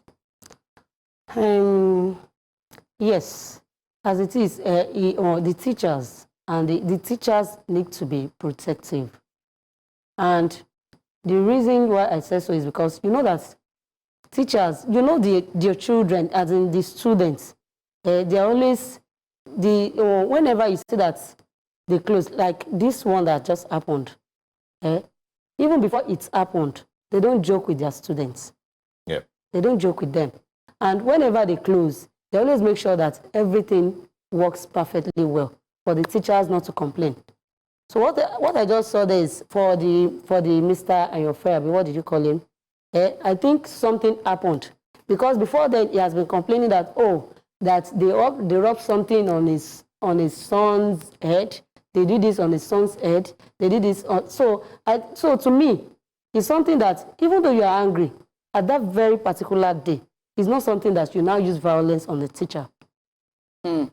Whatever that is making you upset is what you can call the school authority. Sorry to cut you, also, I have to ask about the school itself, right? Because I just remember the message that she sent to our production team, and she was saying that that this has been skewed, something has been, she sort of leaned or insinuated that something had been happening long before this meltdown from the husband. So I have to ask you, you are a parent who has how many children do you have in the school? 2. You have 2. Yeah. And how old are they? How long have they been? I mean, you don't have to tell the age, but how long have they been, have they been in the school? Yeah, my son started with them from year 1. From year 1, that's primary 1. All right, and so that's how long now? He's in year 5 now. So that's 5 years. Yes. Have you had any issue to the point where, it's like pulling hairs with, the administration of the school? Have you been frustrated at the way that they do things, whether the ethos, their tenants, or just basically the admin staff, or how they conduct themselves when it comes to the children? Not at all. In fact, I can even say Rosebud is one of the best schools. We're giving them free credit. Oh, sorry. Did you know why I said so? Right. Because my son has been to other schools. At least he has been to like 2 or 3 schools before coming there. Even when coming there, I was like, this school be like the way the school it was before. But when I use the first time, the second time with them, so I announced that, this is how the school is. Not because of anything, or maybe because I just want to upgrade them or any. No. Their standard, everything is just okay by me. Okay. And as it is, if I have any complaint to them, the only thing is either I call the admin or I go to the school, then I see the secretary to let them know that, this is what I want. And they did it. Okay, but away from this particular school, would you understand parents in Lagos, generally, who have fears concerning the administration of private schools in Lagos? and the safety of their children. Would that be a, you know, an understandable concern that you have? If a parent says, well, you know, I'm a little cautious, you know, private schools in Lagos, because we've heard of, you know, previous incidents. I don't want to mention them now, you know, that eventually went to court. Lagos state government got involved. Some of the schools were closed down and all of that. And, you know, I don't know that there's been any one in particular where anybody can say, well, the victim or the parents, you know, got the justice that they deserve. But of course, the cases someone was held culpable yeah, for exactly, for whatever happened to yeah. their child. But of course, you know, this is not saying anybody's guilty here or there. But would you understand that fear that a parent would have for a private school in Lagos? Yeah, you know that a private school in Lagos, a lot of things happened. So, and now private school now, they are being very extra careful because they don't want such or anything or any trauma or anything to happen to them. Yep. So, and you know, in school, there are some schools that, you know, that they want judgments, they want this, they want that for government to do something. And to me, it's with the parents that we need to be careful while taking our children to a private school. When we take our children to a right private school, and before you take your children to a school, you need to verify to know who the school, to know the school very well before doing that. Do your homework. Yes, to know the school very well. Because if you didn't do that and you take your school to the school and anything happened to it, at least you are to be blamed. Before I take my son to the school, I don't know, I'm new in the estate and the school is in the estate. Yep. But at least I asked one or two people about the school. And they said, no, the school is okay. So when I said that, okay, then I move in. So I was watching. Anything that happened to me, I always ask my son, what happened? And even though if I didn't ask my son, there's nothing that happened in school that my son will not tell me. It's very interesting that the IOFS, they have 3 children, you say, in that school. So, yeah. I mean, if you put one and then put another, put a third, isn't that a testament to how fair the school is? I don't say good. I think fair is the right word. But I mean, Mrs. Kennedy, I must say thank you so much for coming on and just having this conversation with us. Again, we're going to share with you the response from Mrs. Ayofe, who is the wife of Mr. Kolawole Ayofe. It's now up on the screen there, and I'm just going to just read it there for our viewers. It goes, thank you for reaching out and for your commitment to the ideals of impactful journalism. Your dedication to delivering unbiased news to the public is both commendable and crucial in our society today, where clear, truthful information is vital for a well-informed community. It's encouraging to connect with someone who recognizes the role journalism can play in making the world a better and more transparent place. Unfortunately, my husband, Kolawole, is currently being held in Kirikiri prison, a situation exacerbated by a tailored video that circulated online, shaping public perception without the full pretext. As his wife and someone who understands the nuances behind the events that led up to this point, I would be glad to sit down with you at some point to clear the air. Right now, however, I am not in the right frame of mind due to the devastation that this selective portrayal has brought to my family. This video barely scratches the surface of a more complex situation, which includes concerns for the safety and welfare of our children, of which the school's principal was fully aware. In instances like these, where trending content can quickly shape a narrative, journalism has a crucial role in navigating beyond the surface, pursuing the full story and fact-checking when necessary. I am grateful for your openness to hear our side and believe that your platform can offer a balanced view. We've witnessed firsthand how rapidly lives can be altered when misinformation takes root, affecting families, reputations, and children's lives. Thank you once again for reaching out. I hope we'll have the opportunity to share a fuller perspective when the time is right. Warm regards, Omoyemi Ayofe. Now, I want to say that to Mrs. Omoyemi Ayofe, that the invitation is still well open. We want to still have you come sit with us either on Breakfast Extra or on Breakfast Central or Jasiri or any of our programs where we can have a more rounded discussion so we can hear your side. the invitation is still very much open. Once again, this brings us to the end of this big report concerning a very disturbing video that have trended on social media regarding an assault case on one of the teachers, or rather support staff at Rosebud Schools, Idimu. We're going to show a break. When we come back on the other side, this time we look at health, and it's all about breast cancer. Stay here.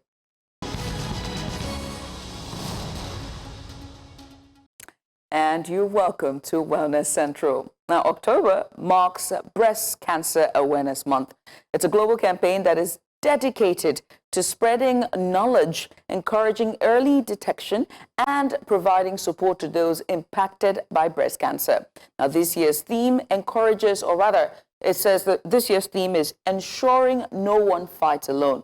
And it's a powerful reminder of the importance of community access of care and the strength found in solidarity.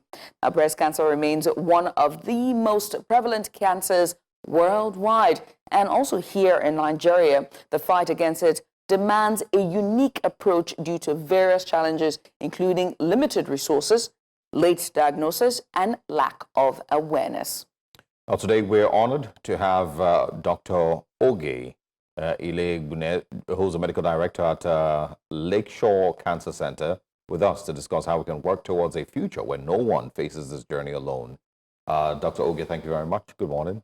Thank you. Good morning. Welcome to the program, Doctor. Thank you. I mean, I would like to start by you just giving us an overview of breast cancer in Nigeria. What's the stat? All right. So thank you very much to the viewers. Let me first start off by saying that whatever stats we have is really underreported, because one of the challenges we have is poor documentation, lack of cancer registry. Data is not our strong forte at the moment, and sometimes we have to rely on the WHO, UICC extrapolation. So, but at the moment, you know, we say that it's 63 in 100,000 for across, you know, sub-Saharan Africa, of which Nigeria is also there. And every year we have at least 168,000 new cases. This is still an underestimation, because if I take the... Sorry, 168,000 in where now? Sub-Saharan Africa or Nigeria? In sub-Saharan Africa, okay. Yeah. And if I take the numbers, what we see in the clinic, in the foundation, which we have, the numbers are huge. We also know that in terms of stats, even though breast cancer is actually more prevalent in the Caucasian women, we actually die more from it in Africa, the black woman. And this has to do with the challenges which you've actually mentioned already. Right. Lack of, you know, access to care, lack of education, early detection, just confusion really all around. We don't have a very streamlined national program around cancer care. Things are changing, so maybe we can wait till another 2 years to see what the stats shows, but there's a lot of work to be done. Right. I mean, October is all about raising awareness. Hence your pin. I don't know why I didn't bring one for you. Exactly. It's perfectly fine. So October is a month for raising awareness. Can you tell us how crucial early detection is? Because you're talking about it, you know, when it comes to the fight against breast cancer. So with early detection, what we're trying to do is to find the cancer when there's a lot that can be done, when the finances are not as huge, when the emotional burden is not as huge. And what we found is that actually, if you detect cancer early, you have, in terms of cure, almost a 90%. So if you detect breast cancer at stage 0, stage 1, so there are 4 stages we tend to look at, stage 0 to stage 4, stage 4 being the most advanced. Stage 0, stage 1 is, you know, very early, contained within, so with the breast, it's contained within the breast, it hasn't spread. We know for a fact that you're looking at a 90% cure rate. So when we have patients who have early detection and they have had cure, they go about their business, you know. Life is pretty much, it's never the same, but the cure is there, quality of life, they're not troubled by a metastatic disease or even the whole idea of terminal cancer. Have there been any developments? Sorry to jump in. Yeah. I mean, have there been any developments? I mean, you talked about the challenges, you know, and when it comes to a register, a national register, to look at how prevalent and how underreported or under-recorded these cases of breast cancer is. So far, have there been any sort of improvement or development when it comes to issues like, for outcomes for patients here in Nigeria? With outcomes, I think it's still early. It's still a battle. But what I would say is that, so when I first moved back to the country, you had very few facilities that were actually properly looking at, not just breast cancer, but cancer as a whole. And then you had foundations, NGOs, that sort of, got together and started doing that. We didn't really have any impact from the government's end of things, but what has happened and what I've seen in the last, say, 5 years is that we have the Nigerian Cancer Society that has sort of collated everyone under this huge umbrella so that we are all sort of speaking on the same page, unified in terms of all the work we do, whether it's education, awareness, whether it's research, which increasingly is becoming, a thing. And then in the last 2 years, the government has instituted NICRAT, which is a government agency that is also beginning to sort of look at cancer, breast cancer and all different cancers as a whole, and to start looking at the gaps and the challenges we have here. Right. So there is a lot more narrative around cancer within Nigeria, that I can say. At least more conversations, at least. More conversations, more implementations of things. There are lots of meetings going on. You have the Association for the Clinical and Radiation Oncologists. Right. This wasn't the case some years ago. And the beauty of it is that people, all these different arms are actually coming together to discuss more conferences and more seeds being sown. Tell us a little bit more about early detection. Okay. And what do you define as early detection, and what is the most basic level of checks that you want the Nigerian woman to go through? And man, because some persons don't know that. Well, man. So we always say, cancer is not a death sentence, and it ties to the early detection, because if it's detected early, it is not a death sentence. And so back to your question, the whole narrative around early detection is the education and awareness for people to have the knowledge to know what exactly am I meant to be doing. So when, I meet women that said, okay, what should I be doing? And so it comes down to the different screening and the preventive methods. So when it comes to screening, we always encourage women, as far as you've got breasts, examine the breast. So if you're 13 and your breast came out at 13, then you should be taught how to actually examine your own breast. The whole idea is just like, women, we know our faces, when there's a pimple and all that, you actually get to know your breasts. Then, as you get older, annually, you should actually go to a facility where there's a doctor or a nurse who knows how to do what we call the clinical breast examination. So annually, and the whole idea is the doctor is just buttressing what you're doing every month. So with the self-breast examination, you do it every month after your period. And then as you get older, because the breasts change, at about 40, which is what the international guidelines, states, you should then have a mammogram. A mammogram. Uncomfortable. Let's not say painful. Okay, uncomfortable. Yeah, my pain threshold is non-existent. Yeah, it is uncomfortable, but it's a lifesaver. And what's a mammogram? It's actually an X-ray, very low dose X-ray, which just checks. It takes a picture of your breast. Now, if you find something abnormal, if you're below 40, we always advise to use a breast ultrasound, because the younger breasts are a bit dense, so the mammogram doesn't penetrate as well. So even though the breast ultrasound is not a screening modality, it is there as a modality for breasts that are younger. So these are the things we do. And the whole idea is if you are having regular checks, because it's the regularity, the consistency of the checks that actually dovetails into your question around early detection.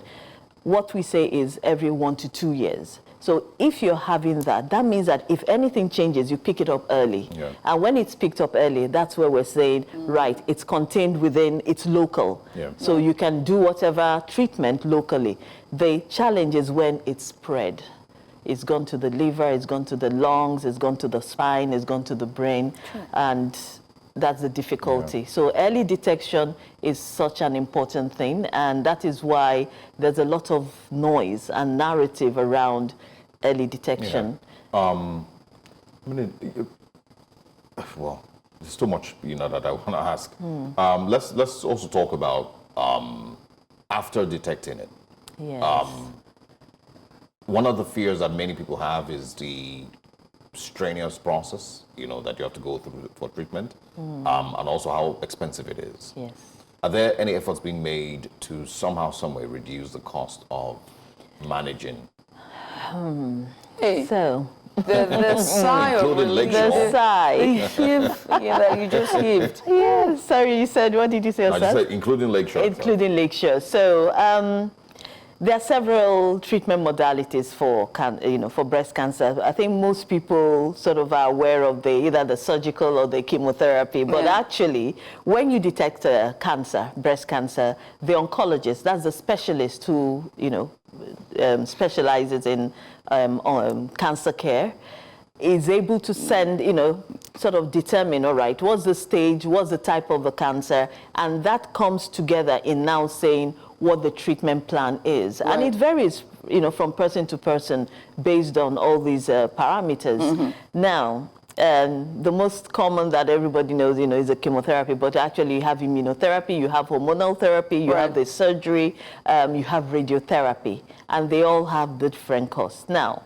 chemotherapy, immunotherapy are very expensive, but I know that some of the pharmaceuticals, Roche and a few others, have tried to sort of, for the low to middle income countries, they've tried to bring down the cost. And bearing in mind that we don't actually have a robust insurance here.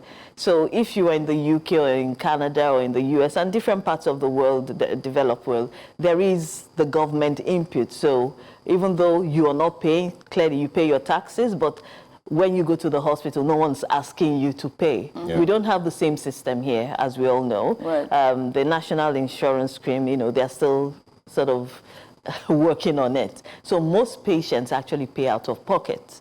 Now, what has happened is there's a level of subsidy for the public sector, right?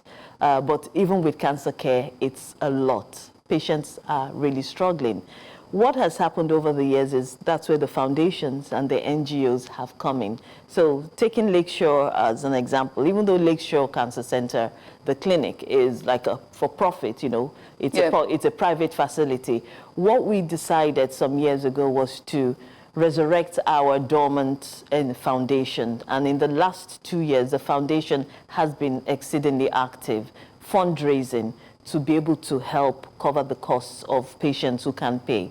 The fundraising is channeled to education and awareness, going to the communities. When you spoke earlier, you talked about community awareness. It's very important, the market, the rural area. But the other thing the foundation has done is, because cancer treatment is broad, we have selected just one part of the treatment modality, which is radiotherapy.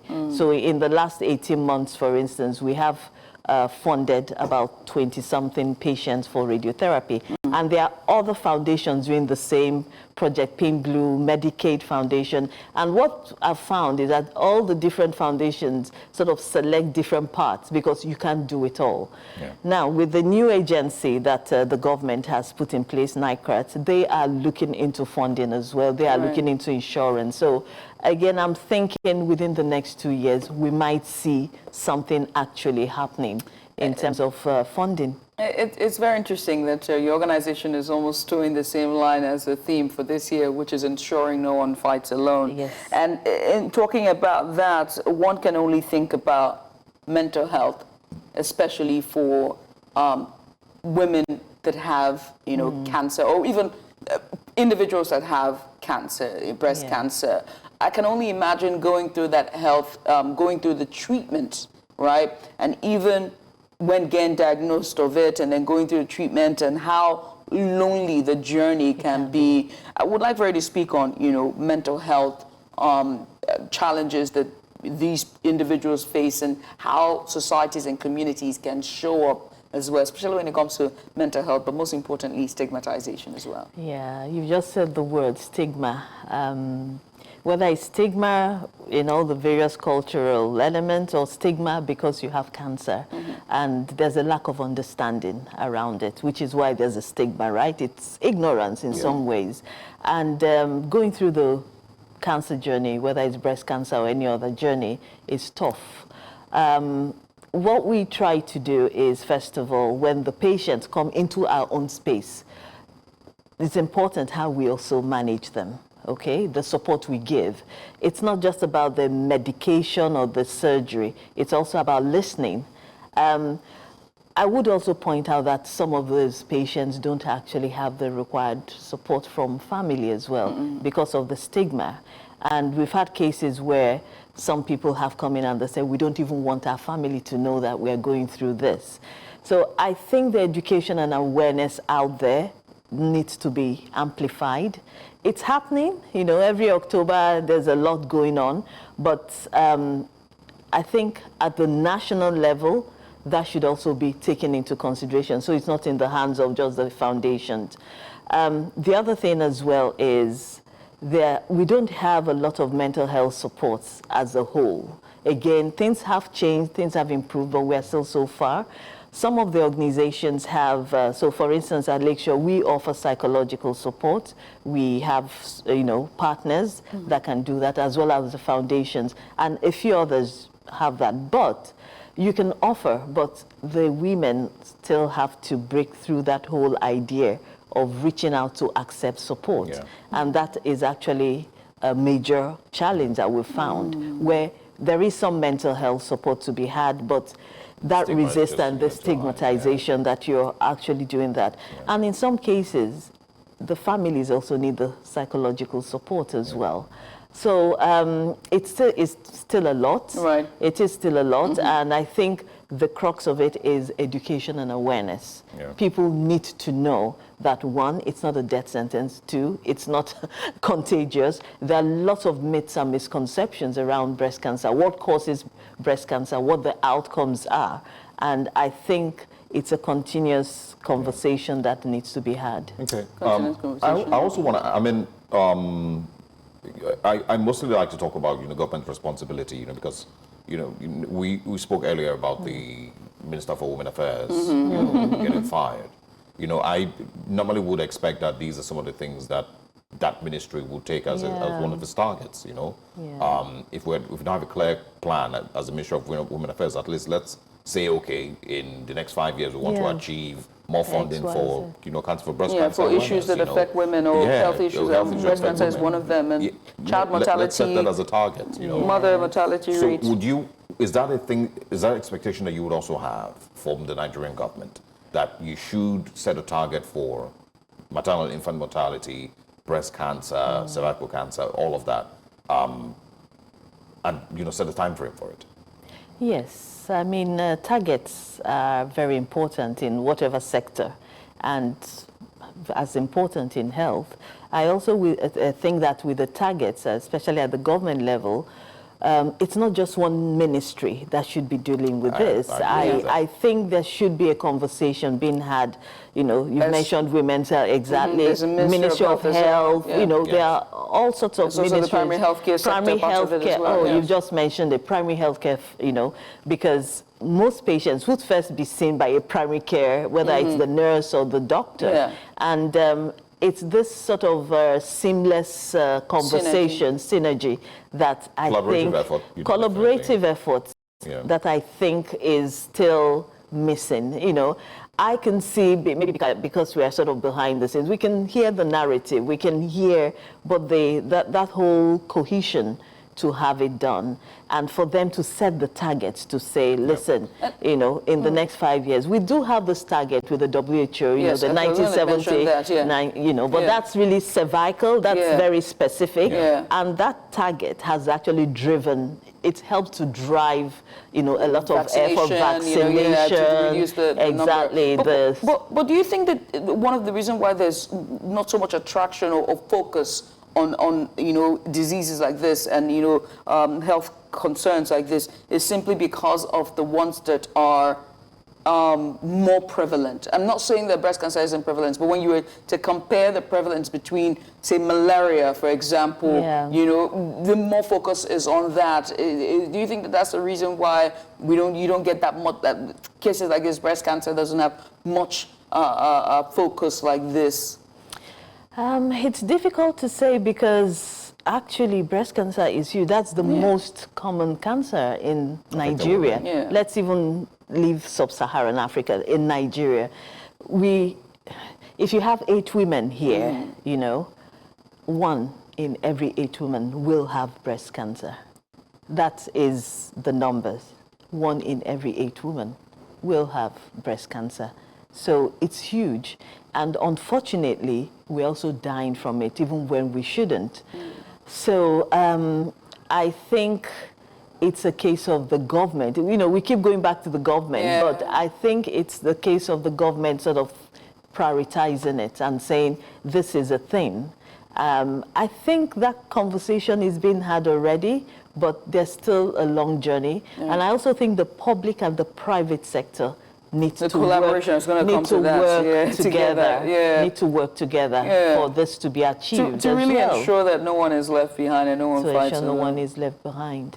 Well, I mean, Doctor, I must say thank you. This has been quite the insightful discussion. And we do understand there's a walk today. I mean, for those who wants to join, what's it going to happen? So there are 2 different activities going on right now. There's one, Sweet Medics in Lekki, and then Circle Mall. We're also there, Lakeshore Cancer Center and the Foundation for Cancer Care, trying to, do this, talk to people, and answer questions as well, and also promote. We have a bit of promo going on at this time, free breast examination, free, different free things. So if you go to our Instagram page as well, you'll find it at LCC Cares and at Foundation for Cancer Care. Well, that's a CSR for today. Yes. Well, if you look for if you need volunteers to yap, I'm more than happy to yap for you. All right, lovely. Dr. Oge Ilegbuna, she is the medical director at Lakeshore Cancer Center. She's talking to us about breast cancer, raising awareness, as this month is the month for breast cancer awareness. And that draws the curtains for today's Wellness Central. And many thanks to everyone for joining us today, and also for joining us on Breakfast Extra, because this is where we also close the curtain and come to an end. I must say thank you so much to my co-host for today. Welcome. Plus my I would like to get husband. one of the we're getting one of the pins as well. pins, breast cancer awareness. Okay. Thing is, Are you changing topic from the fact that you're my you're going to No, absolutely. I mean, claim me. I can get you. No, but I feel please, I would really appreciate it. Yes. And the thing that I mentioned, the last question that I asked, I feel it's very, very important. The collaborative effort, that I spoke of, but I'm personally hurt that we don't seem to have those type of targets amongst, primary healthcare centers, the Ministry of Health, it's a Ministry of Women Affairs.